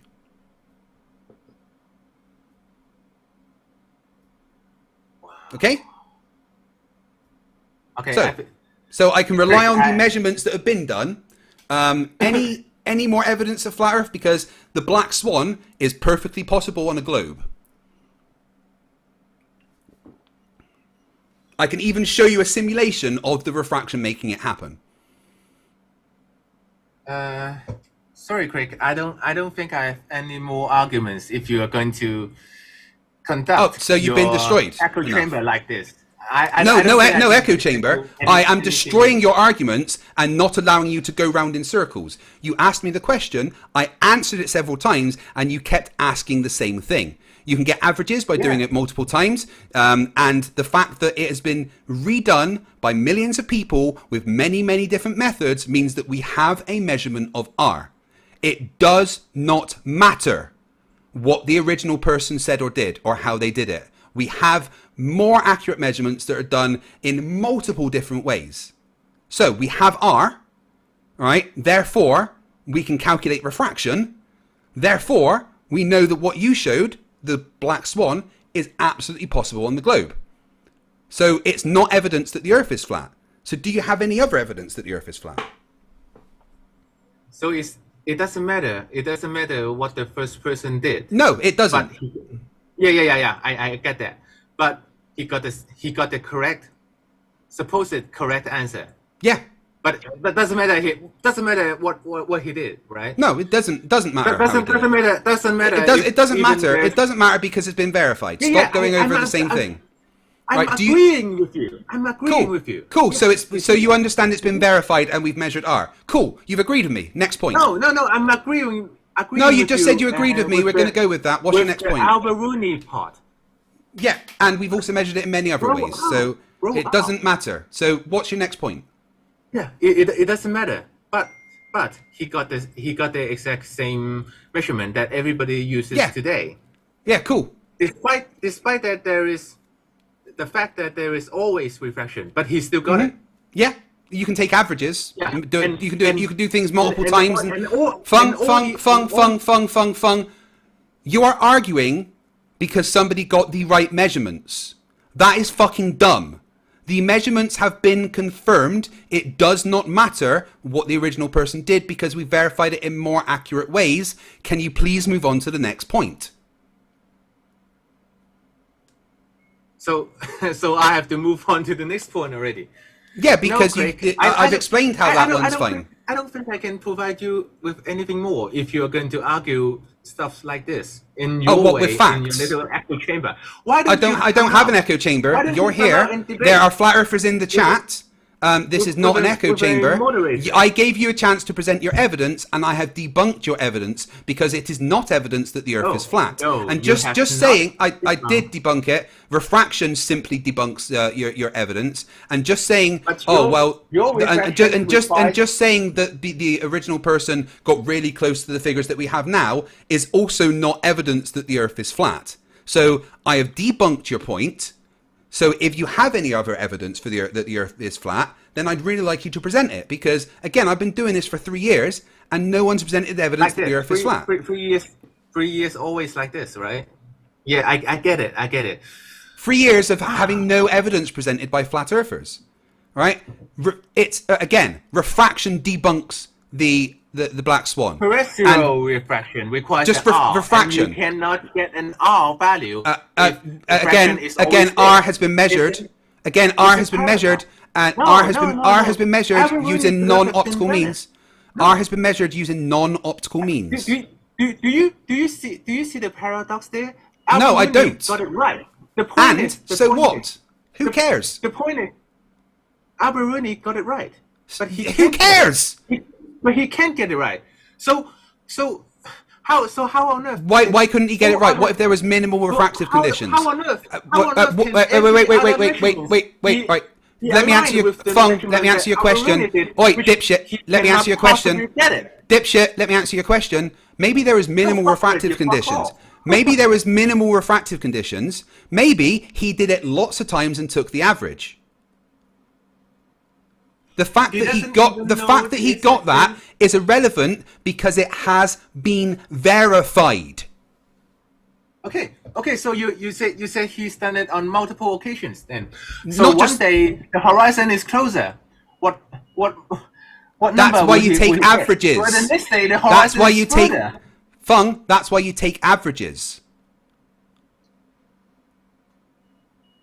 That's why you do things multiple times so that you can take averages. And that average happens to coincide with every other measurements that we supposed to do. Seems to, yes. Okay, what a Is coincidence. your only argument Very here well, personal very well, incredulity? yes. Is your only argument here personal incredulity? It is, isn't it? It's, I don't believe that's possible, therefore the Earth's not a globe. That's called personal incredulity and adds to the list of fallacies that you have been doing tonight. So, I'm going to ask you again, because the black swan isn't evidence the Earth is flat, do you have any evidence that the Earth is flat? I don't think you deserve it, but Oh, so no is the answer. No, you don't have any evidence the Earth is flat. okay, let's try this. A sextant proved the Earth is flat. Incorrect. I have used sextants for a large portion of my life, and they only operate correctly on a globe. How so? How do you operate it? Right, so let's say we are at the North Pole, right? And we're trying to get angle to Polaris. So what you do is you take the angle between the horizon and Polaris. Sorry, right? Craig. When will you use your sextant for? What is the purpose of it? To navigate, actually. I was trained to navigate using a sextant when I was in the Royal Navy. In the ocean. To find your position and in so the ocean. if you will let me explain why a sextant only works on a globe, we can just get through that because it literally only works on a globe based on the maths. So if you are at the pole, at the North Pole, trying to find the position of Polaris, the angle to Polaris, you sight your sextant at the horizon. Let me answer. Let me speak. Right. If you already know, if shut you're, up. if you already Shut know up. you're in the North Pole, Shut why up. would you use Shut sextant? up. Let me finish. Let me finish. So, if you were And trying you to use it find, for how many years now? if you're trying to find the angle to Polaris, you sight a sextant at the horizon, and you measure the angle between the horizon and the thing you're looking at. In this case, Polaris, right? At the North Pole, it's going to be like 90 degrees, right? So, here's the next thing you do. You move 69 miles away from the North Pole, and you make that measurement again. And what you find, right, and I've done this, is that the angle changes by 1 degree. The angle to Polaris for 69 miles changes by 1 degree. And then you go 69 miles away further and you take the measurement again. And what you find is that after the next 69 miles, the angle has only changed by 1 degree.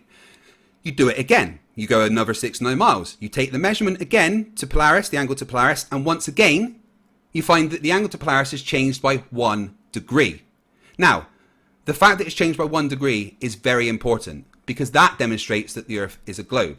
If the Earth was flat, with the distances between places that we know they are, for every 69 miles, the degree would be more than 1. In fact, it would get exponentially larger the further you went away. By the 8th 69 mile, you would be having an angle change of 13 degrees.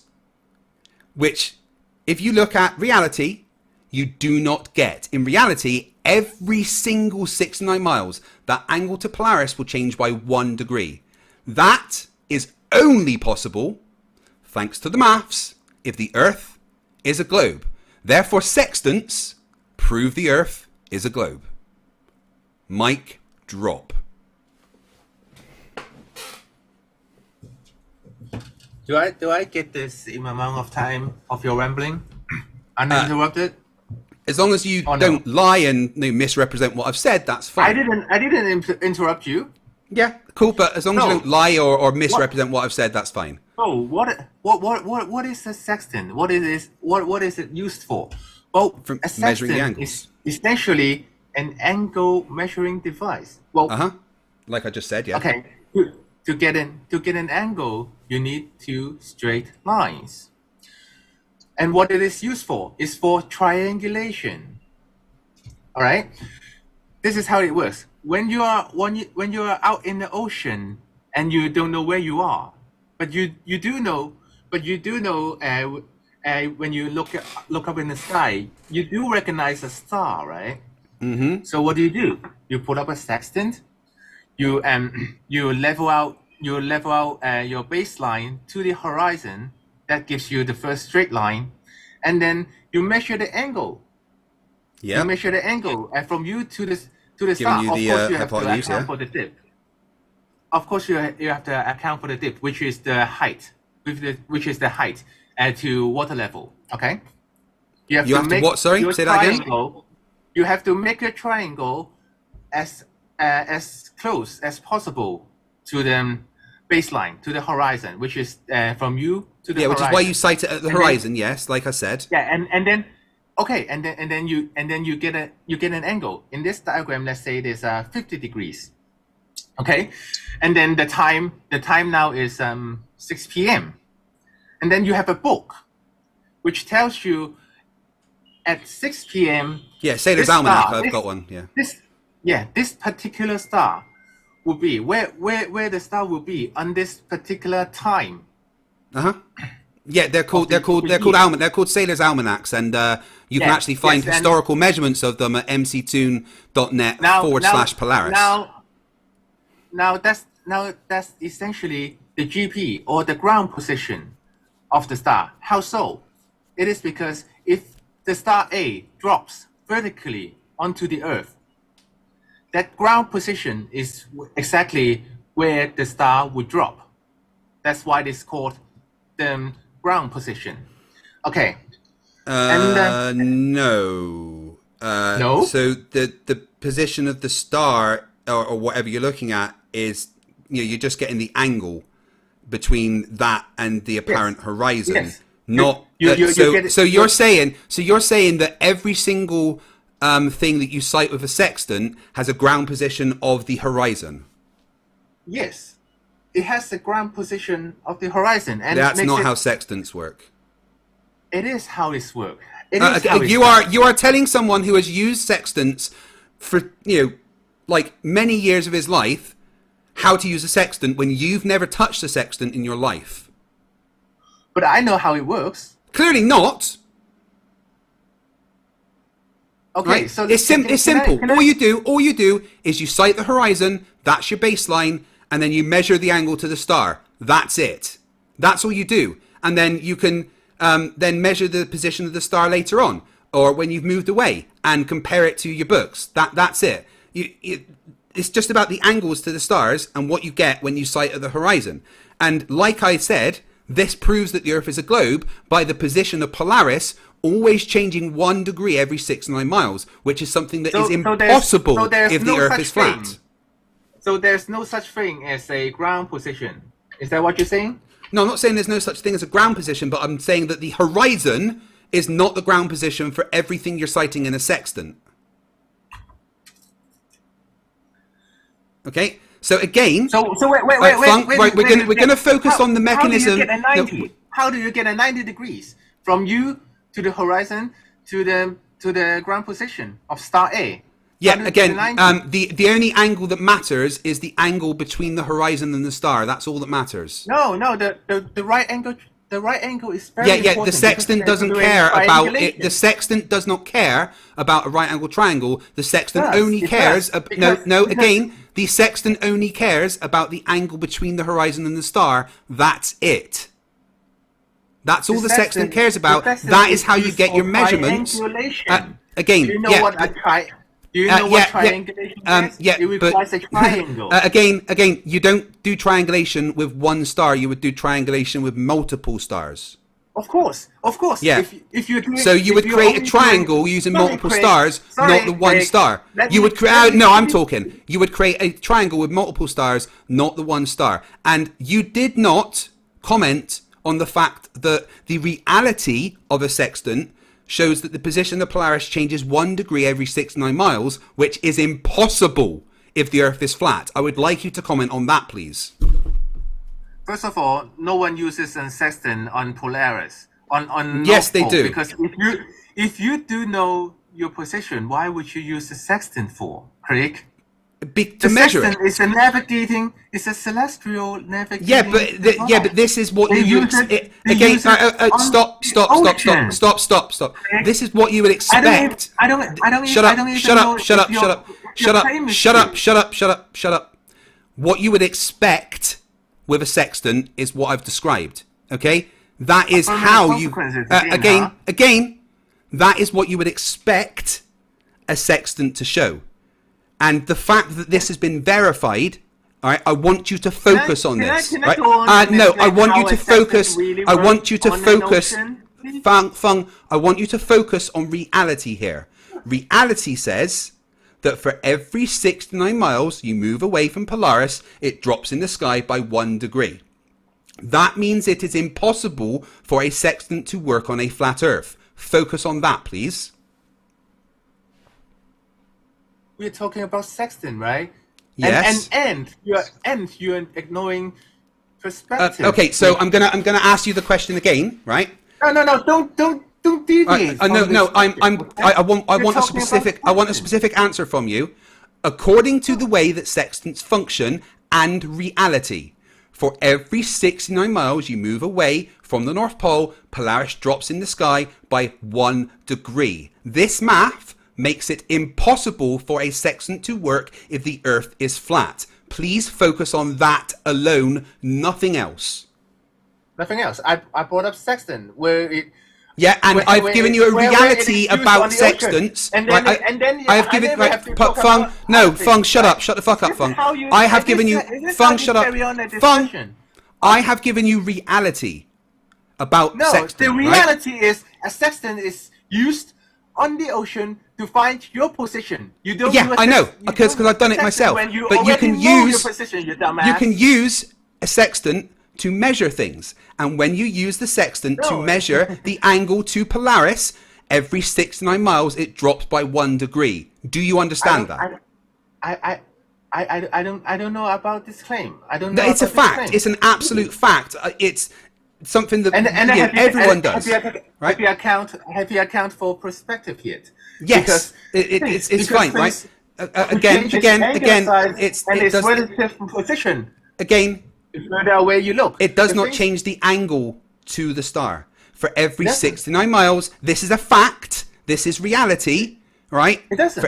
For every 69 miles, the angle of Polaris drops by 1 degree. That is only possible if the Earth is a globe, And which if there destroys is your no claim about perspective. sextants. But there is perspective.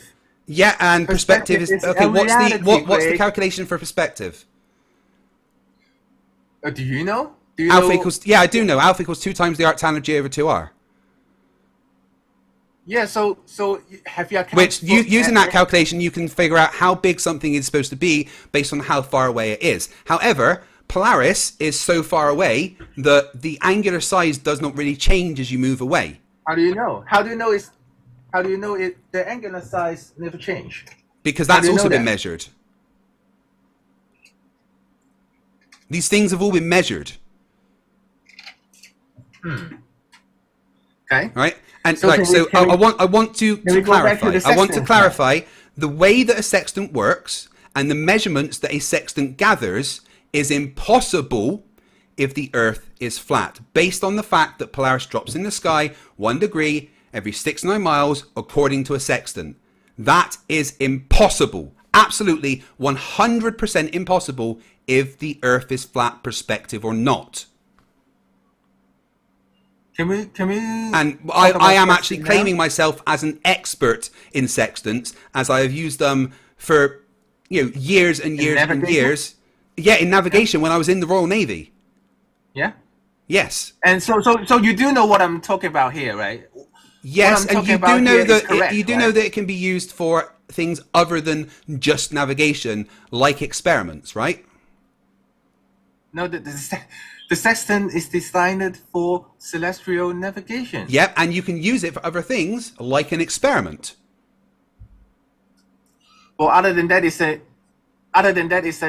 angle measuring device. It's Yeah, no, and it's it no correct, better it is an than angle measuring a device, and that's how you tell an angle is changed by 1 degree every 69 miles, which again is only possible if the Earth is a No, globe. it's not. No, it is. not. No, No, it's absolutely not. No, is. it's not. No, do No, the math it's yourself. not. Do the math yourself, Fung. Do not claim that it's possible on flat Earth unless you've done the math yourself. And have you considered the refraction bit, like you Yeah, always claim? Again, looking up at the sky, you're going to Have get you? let me answer. Let Do you me know answer. every If you're layer? talking, let Do me. you If know you're, the refraction Fung, index of every layer in the Fung. sky. Have you done that? Fung, If you have, if you show ask me. a question, Show me. let me answer. All right. When you are looking show up at the sky, you get minimal refraction because the atmosphere gets thinner and thinner and thinner as it goes up. You only get big refractive things happening when you're looking kind of along towards the horizon. Looking straight up, because the atmosphere is getting thinner and thinner and thinner and thinner, you don't get that much of refractive conditions. Have you got the numbers? I know Did the you pressure. do the math? I could do the maths quite easily based you done it? based on known atmospheric pressure gradient. Have you done it? Every layer, every inch, the index, Well, refraction index. the Have you got refractive data? index. How you get the data? The refractive How index you is going to be calculate very it? very small. The refractive index is going to be practically negligible based on the fact that the air pressure is so thin. But you are measuring, but you are looking at a stuff very far away. Uh-huh. A very And you're few looking straight up. refraction can make You're a looking dip. straight up through a linear gradient. No, how do you know it's straight up? You don't have a straight line in your model. You're always kind of looking straight into the sky. You're No, always no, looking no. through You a don't have linear a straight gradient. line in your model. Everything is refracted. I'm on your side now. Everything is refracted. You can't get a straight Yeah. line. And again, minimal refractive And then conditions. how are you going to measure it, Craig? Minimal refractive conditions when you're looking straight up. So once again, Fung, I am going to reiterate, the way that a sextant works and the measures that it gathers is impossible on a flat Earth. Absolutely Craig, 100% hold up. impossible. Craig, Do the math hold up your yourself hand. and do the math yourself. You didn't do it. Hold up your hand. I've done the What do you math. see? I've done the math. Hold up your hand. Hold up Yeah, your hand. I've done that. Yeah, it's refracted. Yeah. Do you see a hand in front of you? I see a refracted hand. Yes. No, you don't, do you? I do see a refracted hand. Yes. Even as close as your hand. And to your yes, you eye, see a refract. see Yeah. it by your own rhetoric. And how much refraction is there going to be? And then you claim you can do Fung. the math. Yeah, Fung. How far away? Fung. We know how thick the atmosphere is. We know the pressure of the atmosphere. We can do the calculations. It's not hard. So, Yeah, have you done it? Have you done it? Yeah, I've done lots of the calculations. Do it, Craig. Okay, well, how about you do the math yourself before you claim it's impossible? No, I didn't claim math. You're claiming that yes, you have. Yes, you have. You have claimed that what I've said is wrong about the maths. Do the maths yourself, or you can't make that claim. No, that's the burden of proof reversal fallacy. You claim math. You claim. My burden's met because it's been done multiple times. My burden's been met. Shut up, stop talking over me. My burden's been met because it's been done multiple times. You are the one claiming counter to known scientific laws. Burden lies on you, no one else. Do not switch that burden round. That is another fallacy. So, I've destroyed your stupid black swan, and I destroyed your ignorance about how sextant works. Do you have any evidence the Earth is flat? Oh, so we have to move on now. Yeah, because I've destroyed you about that. Yeah, so next one. So, the ground position is not a thing. So we've done sextants. Asked and answered. Next point. Asked and answered. Next point, please. You, the sextant asked expert. and answered, please. Next point. Next point. So just next point. Next point. Next point. The ground position. Next point. Next point. Next point. Next point. Have you ever heard of next point. Circle of equal altitude? Yeah, another thing that proves the globe. Yeah. Yeah. That's how it's done by using sextant. Like you said, we cannot do it. We cannot do it only once with one star because it will only give us a circle of equal altitude. Any evidence the Earth is flat, or we can be anywhere on this circle. Any evidence the Earth is flat, or an other side. So again, any evidence the Earth is flat, or well, in order for the sextant to work, I just described how it works I just described how it works by telling you the math. Every 1 degree, the position of the Polaris, every 69 miles, the position of the Polaris will change by 1 degree. That explains the mechanism behind how it works and how you can use it to prove that the Earth is a globe. Next point, please. Stop going over the same thing. Stop going over the same things. What is your next point? And it is a circle of equal altitude. So what is your next point? The distance can sometimes be Fung, 1,000 listen miles to away. me. Fung, listen to me. Fung, shut up and listen to me. What is straight. The Earth is not curving. Thank you the Earth very is much. curving 100%. So again, do you have any evidence the Earth is flat? I just gave you, Craig.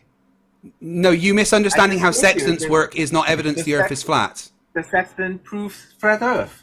No, it really does not. I've given you the maths to show that it proves the Earth is a globe. And no matter what position you do it from a circle of equal altitude, you're going to get what you're supposed to get on a globe.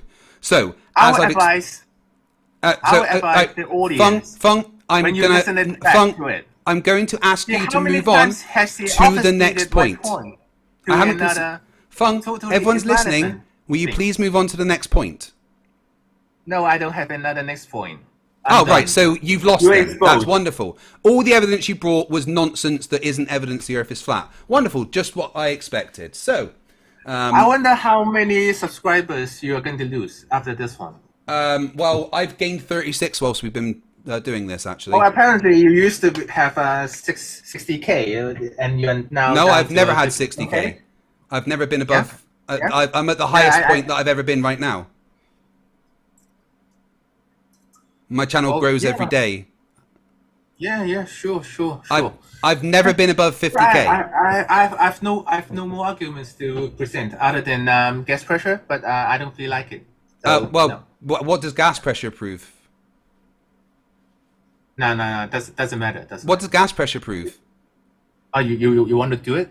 Yeah, you're gonna strawman atmospheric pressure. I know exactly what's coming.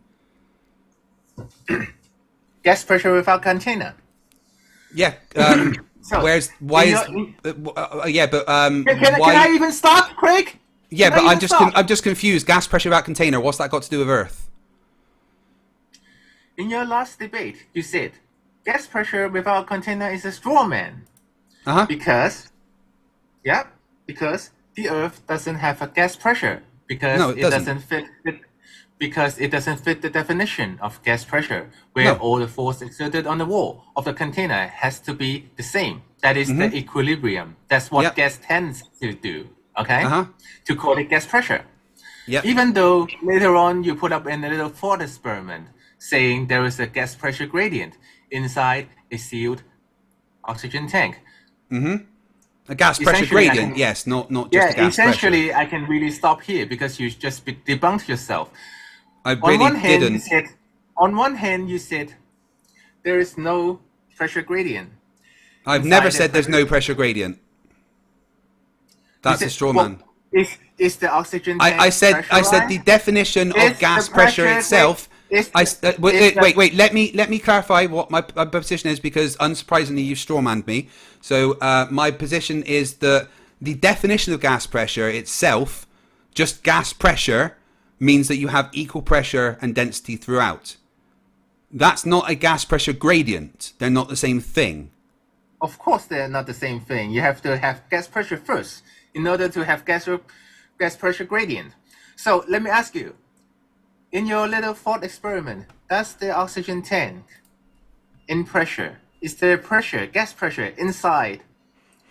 There's a gas pressure gradient. So there is no gas pressure inside an oxygen tank? There's a gas pressure No? gradient. Yes or no? There's a gas pressure gradient. Is there gas pressure inside? There's a gas an pressure oxygen- gradient. I'm literally answering No, your question. answer my There's a gas. questions. I am answering the question. There is a gas No, pressure you're not, you're gradient. not. So there is no pressure inside the. There is a oxygen gas tank. pressure gradient, lower at the top, higher at the bottom. Thank you very much. Good night. Thank you very much. I'm done. So you're running away because you just lost the point.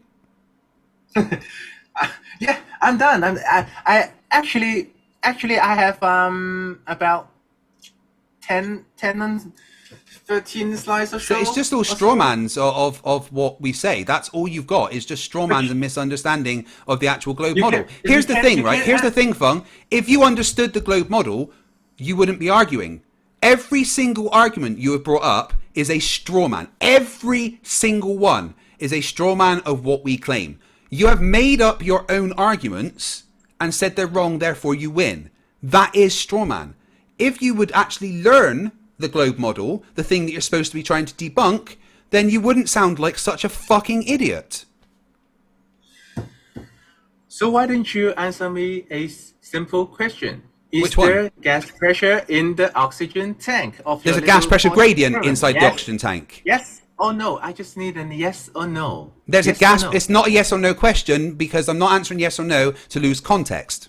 There is a gas pressure gradient inside that container. A gas pressure gradient. Gradient of gas pressure. Pressure gradient of gas. Of pressure gas gradient. You sneaky little. There's I'm sorry. You Is that word can't, hard you for can't you? even answer a simple yes or no question. Well, that's because I'm not answering a yes or no question to lose context. Well, it's very simple. It's very simple. You are very Inside simple, your- correct?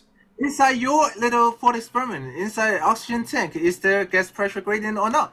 There is a there is a gas pressure or not? gradient. Yes, there is a gas pressure gradient. You are correct. And is there any gas pressure? There's a gas pressure up. gradient. There's a pressure It's- gradient of gas. There's a So there's no there's pressure a then. there's a gradient So there's no of pressure gas then. pressure. There's a Have you- pressure gradient containing gas. There's gas that has so- a pressurized gradient. So, How's so that? there's no pressure inside the oxygen tank. There is a No. gas pressure gradient inside an oxygen tank. How many times do I have to say the same thing to you? Yeah, you have to say a million times apparently because you can answer the very simple I'm question. answering your Everybody question. knows it. There is a gas pressure Everybody knows it. gradient. You just admit it. You just There- admit it. There is pressure inside the oxygen tank. Yeah, there's a What- gas pressure how gradient. else? You're right. There's How a gas else? pressure gradient inside the oxygen tank. Correct. There is gas pressure. Yeah, there's a gas pressure Inside? gradient. You're right. No, not gradient. I'm specifically asking about gas pressure inside an oxygen tank. Yes or no? There's a pressure gradient. So, all right. So there is. Okay. So there all right, is here we gas go. pressure there. All right. If we take I'll answer your question. If we take a cross section of that container. Just answer the simple question. I am trying to, if you'll let me. If we take a cross section of that container, then there's gas pressure. Yes. 我要再问一次，因为昨天我跟物流对谈的时候我有跟他说现在香港换了那个入境处的馆长。Oh, squeeze these all out because I'm not walking into his gotcha. 他也跟我说，基本上这个 Yeah, there's pressurized gas in there, but it creates a pressure gradient. He wants a little gotcha of me saying that, yeah, there's gas pressure, therefore there's not a gradient, which I'm not going to give him because it's not true. There's a gas pressure gradient, and the definition of gas pressure is that there is no gradient. So are you done? Can you answer the question now? Yeah, there's a pressure gradient of gas. If you take a cross section How about of the pressure? if you take a cross section of the container, there will be gas pressure with no other caveats. Why are we taking a cross section? Because If it that's is the not only way clear? you would get a layer of gas that doesn't have a gradient, which would satisfy the definition of gas pressure. Look, I'm not denying that there is pressurized gas inside the container, but that pressurized gas sits in a gradient. No, I think we're done here. You're just an idiot. Good night. Good night. Sorry, so you do not know what a gradient is? You don't appreciate that the fact that in order to have a gradient, you must first establish a gas pressure system first, huh? Really? You don't know that. Really? You don't know So, that. so, And so you you're have been saying doing so this you're saying for that years. to so you're saying that Obfuscating every before you point get a gradient, for 50 you have to years. have gas. You so are you're, deceiving wait. your audience. No, I'm And not. So anybody wait, who Fung, listens Fung, to you Fung, and believe in you Fung. is Fung, so let me ask you. You're saying that before gas pressure gradient comes gas pressure, right? yes, it's antecedent.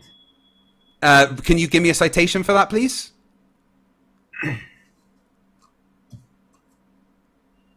I can give you a real world example. I mean, what's the problem with all this anyway? Where is this going? In order to have gas pressure, you must have a container. Yeah, cool. And Well, Earth. there's no problem there. We've got containers. Oh, Earth gas containers then. Now. Yeah. Well, I could cite two, really. If you want to talk about just Earth itself, then gravity's a pretty damn good container. But if you want to talk about all the gas pressure in the universe, then that's contained in, the universe. So two containers, actually. No worries. You can have a non-physical barrier in Yeah. order to have gas pressure. Absolutely, you can. Okay. You can. So, I've shown it many times. Would you like to see the inside of a tokamak nuclear fusion reactor that has extremely high gas pressure? I would love to. Is it contained? Yeah. Your Well, well, there's a vacuum, and in the middle of that vacuum, there's gas pressure with no container.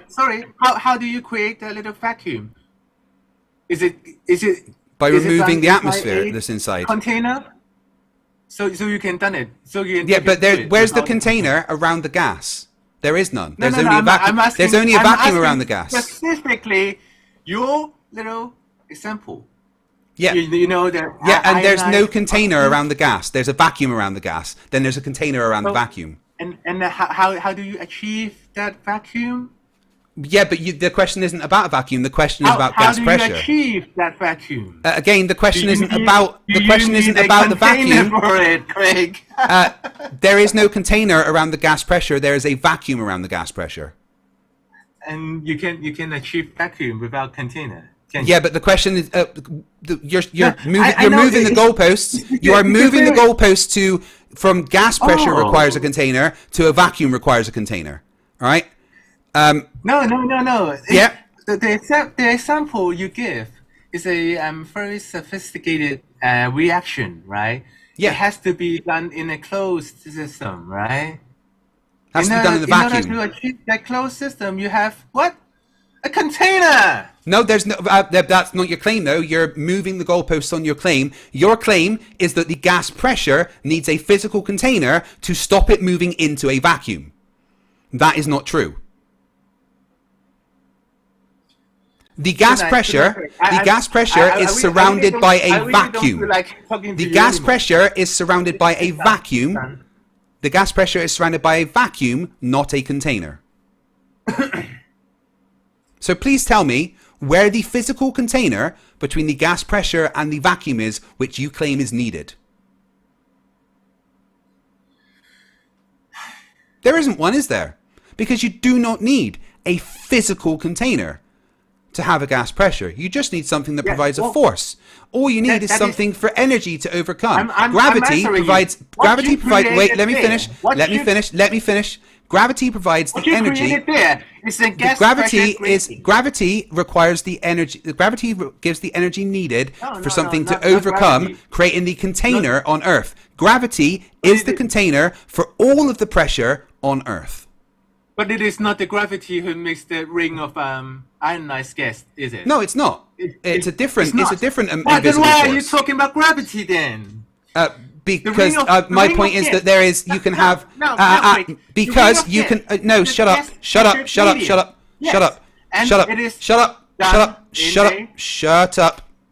You can have gas pressure without a physical container.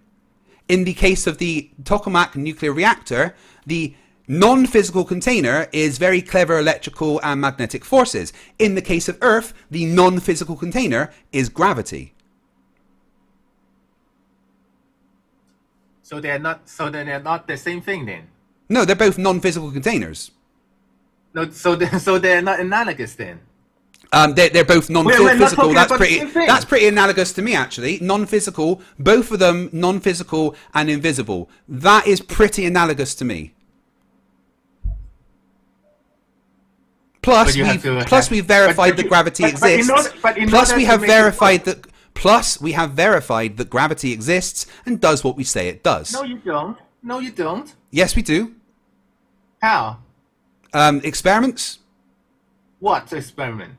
Cavendish, Schehelian, Cavendish, right? Eddington, 1919, Pound Repka, the LIGO installations, the discovery of gravitational waves experiments. I mean, I could go on, really. Yeah, Cavendish, right, where it determines the big G, right? Is it?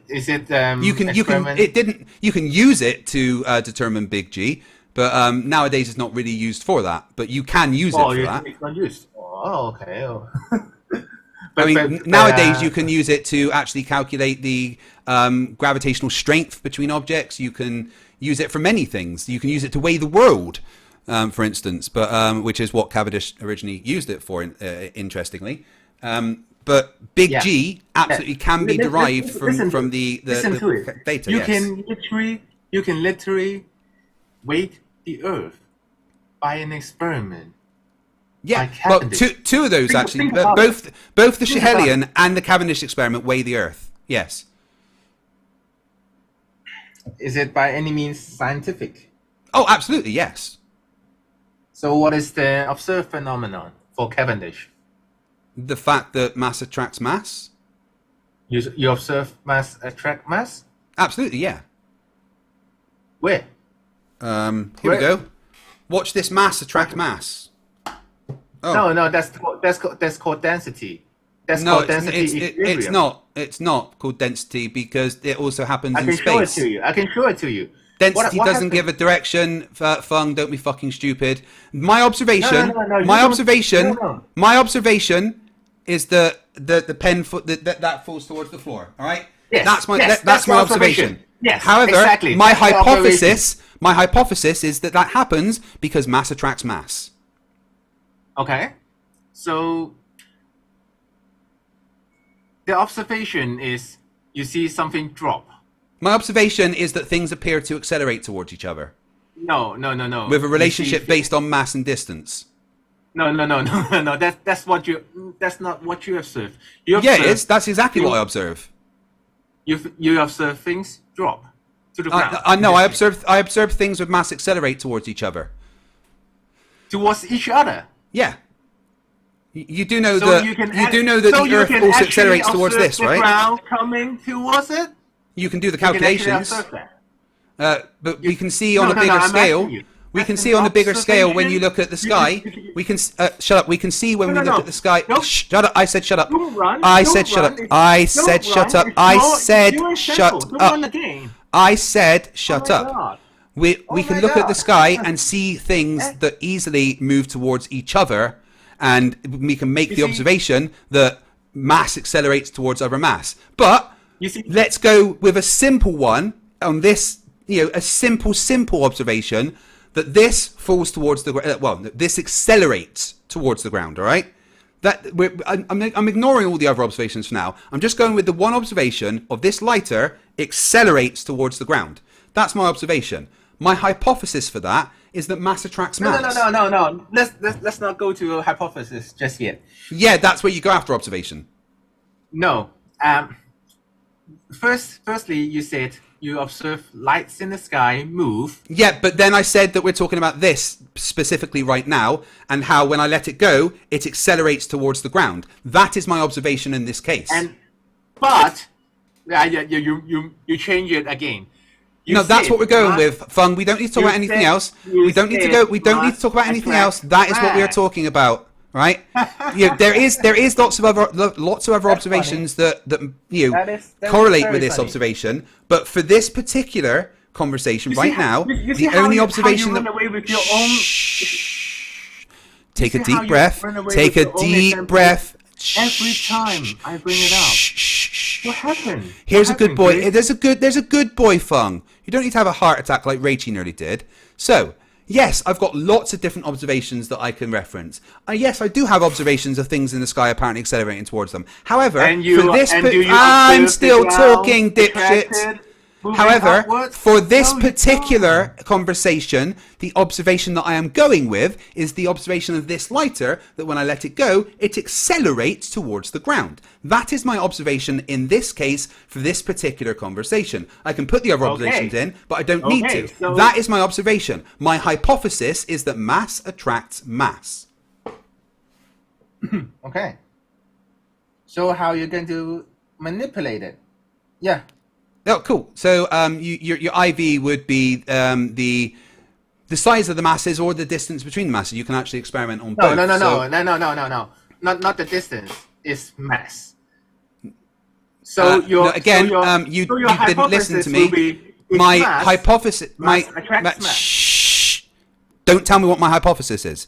My hypothesis is that mass attracts mass. The IV in that case.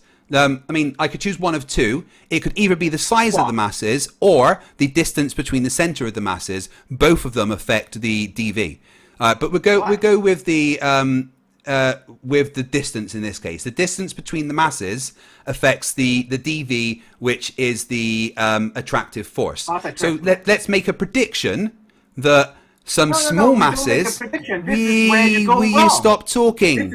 I just gave you my hypothesis with an IV and dV, and now we need to make a prediction, as I cited earlier from the educational website. So my prediction is that smaller masses.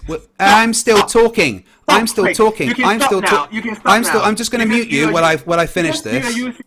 Right. So you're shouting, but no one can hear you right now because I'm trying to explain something. I'll unmute you when I've finished, okay? So, my hypothesis, mass attracts mass. IV in this case, distance between masses. dV, attractive force. Now I need to make a prediction. My prediction is, based on my hypothesis, that the smaller mass will be attracted towards the larger mass. So then I create an experiment. The Cavendish meets that criteria. Therefore, I have met the scientific method that you demand. Whether you agree with it or not, I will now unmute you.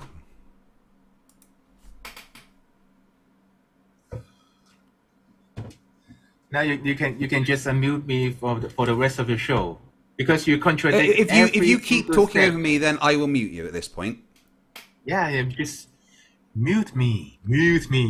Yeah, if you keep over talking me when I'm trying to explain something, I have to mute you. This is the first time I've done it during this show, even though you've been an obnoxious prick the entire time. So, the Cavendish experiment is a completely valid experiment that demonstrates mass attracts mass. Yeah, sure. All right. Yeah, sure. Great answer. Tell you what I'm going to do. I'm going to read super chats now. It's Can I just leave now? No, thank you very much for your time. You can leave if you want. I actually took a day off. Oh, thank you. Today. You can leave if you want, but people will call you a rage quitting coward. It's up to you. All right. Thank you. You can go on and charm it to your audience. Yeah. From now on. So you're running away then? Cool. No worries. What we've been doing for how many hours now? Nearly 4 hours. And yeah, you say I'm running away. Yeah. You run away from every single example you brought up. I didn't run away from anything. I explained it exactly. You going nuh doesn't change anything. Yep. That is. Yep. I've cited everything that I have said. I have given citations and references for. You've just gone nuh. Even used one of my own works as a citation against me. Good fucking job. Tim Tully for $5 says, start where you left off, Fong. Where's your proof? Black Swan. Sextants. Eon Dust, $5 Australian, says, in before, oh my god, CGI. I don't think he claimed CGI, but, oh well. Bella Charles. That's the example you're running away from, Greg. Which CGI. example? You didn't say anything was CGI, so No, Bella I Charge, didn't. $2 New Zealand dollars says, thanks Lord Luminous Poo. Now my screen is all wet. Because Lord Luminous Poo said, lick the button, people, before you get licked. Lord Luminous Poo for another $5 says, Twilight, the timeless tale of a young woman choosing to be groomed by a paedophile over engaging in bestiality. Yeah, that is a...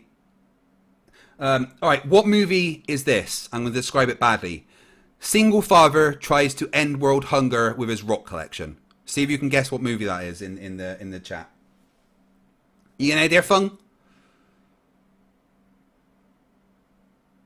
Oh, has he left? I think so. Rage quit. Yeah, single father tries to end world hunger with his rock collection. What movie is it? Answers at the end. Crimson Fang for $5. You can't teach someone a scientific method when they deny science and scientifically provable evidence, like all Flerfs. Like all Flerfs, he didn't understand the scientific method. Eon Dust for $5. Fung, honey, you only need to take 1 year of uni to learn the scientific method properly. Yeah, absolutely. Or how to apply it to different industries, definitely. Bella Charge for $2 New Zealand dollars says, release the Kraken. Krakatoni, you did well. Alison for $5 Australian. Good afternoon, lads and ladies. Hope you have a nice day. Stay hydrated. Now in line with tradition, why is all navigation based on a globe? Actually, should have asked him that question. Like the sextant proves that navigation is based on a globe. My Dennis 787B for 78 Hong Kong dollars. Thank you. The troll Fung is from Hong Kong. As a Hong Konger, I am ashamed. I apologise to all Hong Kongians. Is that right? Hong Konger? What do I call people from Hong Kong? Yeah, for demonstrating that there are people this dumb in Hong Kong. William Foley, $5. A PhD, Tony, justified rage rant is exactly what I needed today. You're the best, Tony. This is why you're my spirit animal. Eon Dust, $5. Why doesn't he just make a Wikipedia sandbox page and try to cite that like another particular Flerf did?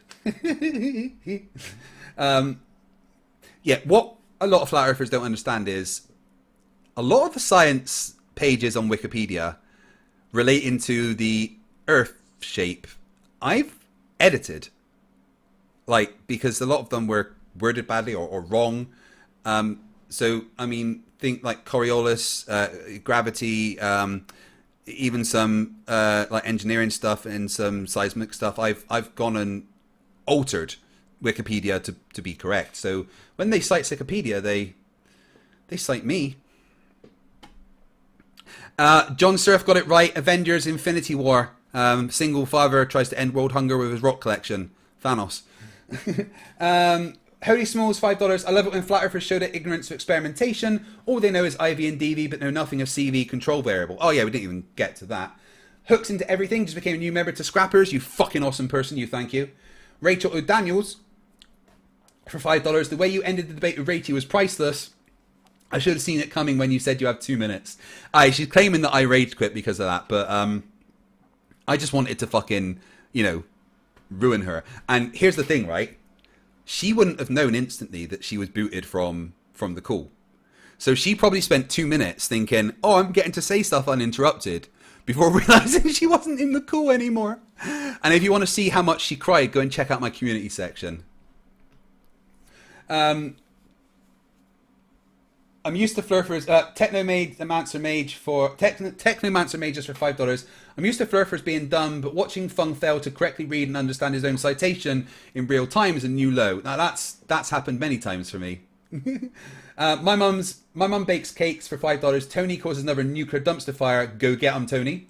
Turing Test 2 for £2. Thank you. Pivot Croy, €5. Flerf cites Wikipedia. FTFE. I wrote that.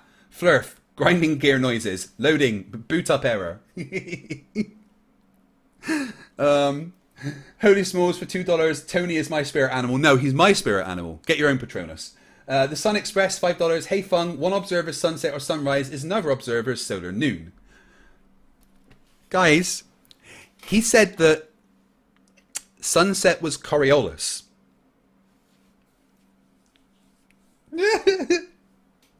Oh, fucking brilliant. Which Lord Luna's Pooh says next for $2. Sunrise is Coriolis. I'm dying.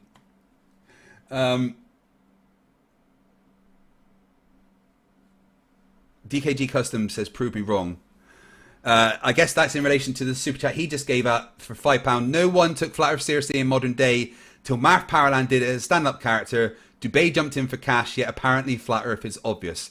Yeah, Marth Powerland is clearly comedy, but they just don't fucking get it. Crimson Fang, $5. Fung, sunrise and sunset is Coriolis effect. Everyone in chat, face desk. Pivot Croy, sunset, sunrise is Coriolis. FTFE, you failed me. You forgot to warn me to wear facepalm protection. I am now severely injured. Sorry, not sorry. Hooks into everything for $5. Fung, we know you're not a scientist. Oh my, don't we know. So what exactly is your background? Chef? Chief window licker? Head crayon tester? My face hurts. I hope he doesn't work for McDonald's because I like a Big Mac and I don't want him making my food. Marty Mad Scientist for $5 Canadian says, with any luck, the sun has exploded and we're only 8 minutes of relief from this reference frame. It is weird, right, that, you know, if the sun just disappeared, we wouldn't know for 8 minutes because obviously the light and the heat would take 8 minutes before it, you know, disappeared. But not only that, the Earth's rotational velocity would continue because gravity propagates at the speed of light. So it wouldn't be until the 8 minutes later that the Earth would actually continue off on a linear path away from where the sun used to be. So we'd have 8 minutes of complete and utter ignorance that anything was wrong. Levi Garcia for $20. Thank you very much, dude. Watched nearly every FTFE debate. Oh shit, I'm sorry. You probably need some therapy, right? And still holds true that no Flerf has ever brought a single piece of evidence that can be validated in reality. LMFAO, Stephen Warrior is still my favourite everything expert, though. Creeping Warrior is his new name, please. Steve6464 for $5 says he'll never get this. No Flat Earther will. Eon Dust, $5 says, Fung, I say this seriously, sweetie, find a different hobby and focus on that because you are not cut out for this. Crimson Fang, $5, new debate title, Ignorant Flerf argues about Coriolis, because that's all it is. It's rather pathetic, actually. Funny, but pathetic. Flat Earth in general. Steve6464, $5. I think Fung has an underhanded agenda. He's not really trying to prove Flat Earth. He's trying to give Fight a heart attack. My heart is immune from the Flerf nonsense. I must admit that Rachie got my fucking blood pressure up. That amount of denial was quite hard to deal with. But, you know, because a force needs an acceleration, which needs a force, which needs an acceleration, which needs a force, which needs an acceleration, which needs a force, which needs an acceleration, which needs a force, which needs an acceleration. Amazing. Yeah, DKG Custom says galactic disasters could hit us with no Hollywood warning at all. Absolutely. So about, I think, 2,000 or 3,000 light years away, there is a pair of neutron stars that are due to collide, or maybe have by now. We're not sure. It's 1,000 years in the past for us. But scientists think that when they collide, they could give out gamma rays in roughly the direction of Earth. And even from that distance away, if those gamma rays hit Earth 1,000 years later, we'd be fucked. We'd all be dead. But we wouldn't know it was coming, like, at all. Lord Luminous Poo for... Oh no, Sun Express, $10. Hey, Fung. If sunsets and sunrises and most problematically moonsets and moonrises were due to Coriolis, that would require us to see totally different sides of these three celestial objects. I didn't think about that. You're right. Lord Luminous Poo for $2. Here. Why? Just told you, but why? I told you. Lord Luminous Poo for $2. In a state where I legally get flour. Sad face. I wish it was legal here. Fuck you too, $5. Given what came out of his mouth, what could be left to go into the toilet? Huge R, $7.99. Flat Earth evidence incoming. Belly laugh on standby. With my belly, it might cause an earthquake. P. Barnes, who's been a member for 23 months to the Scrapper, says, PSA, don't black swan and drive people. Sun Express, $10. Hey Fung, a black swan is a rare and unusual observation of something otherwise common. In this case, rare and unusual atmospheric conditions causing severe visual distortion doesn't prove flat Earth. No, of course it fucking doesn't. Astronaut 66 for $5. Fung, why is there only one black swan photo? If the Earth were flat, shouldn't there be an entire library full of black swan photos? Because the Earth isn't flat. Technomancer Magus became a new member. Welcome to Destroyers, you awesome person, you. Luke Filewalker, €5. Don't be an echo chamber, said the guy who echoed QE verbatim. Able Gamers, who's been a member for 8 months, says, fight the good fight. I always will. Holy Smalls for $5 says, I want a shirt that says stupidity is not right on the back. Maybe the no to flat Earth graphic on the front. I am doing a new bunch of merch in the next week or so. I've got some designs coming. But yeah, I can do a new one of this one with stupidity is not right on the back for sure. In fact, if you've got any merch suggestions, hit me up on my Discord.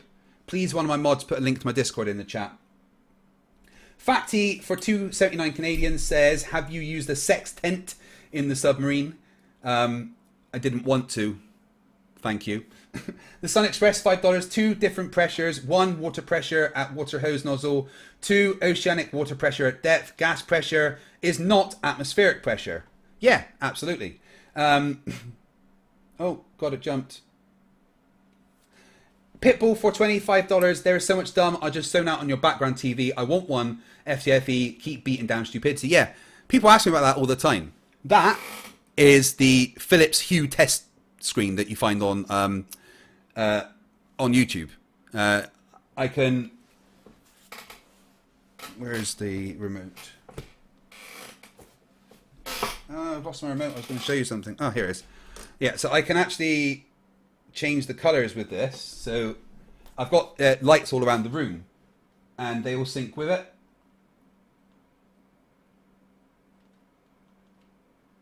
So I do that, which didn't work because the internet went off earlier. But that usually makes all the colors go with it as well. Alison, $2. Vote to rename Gravity to Dropity. 1, yes. 2, no. That'll make Pissy Dave happy. Able Gamer upgraded to Destroyers. Thank you very much. Do appreciate it. Steve6464 for $5. He took the day off, but had to talk to customers. I mean, maybe he services people in his home. I don't know.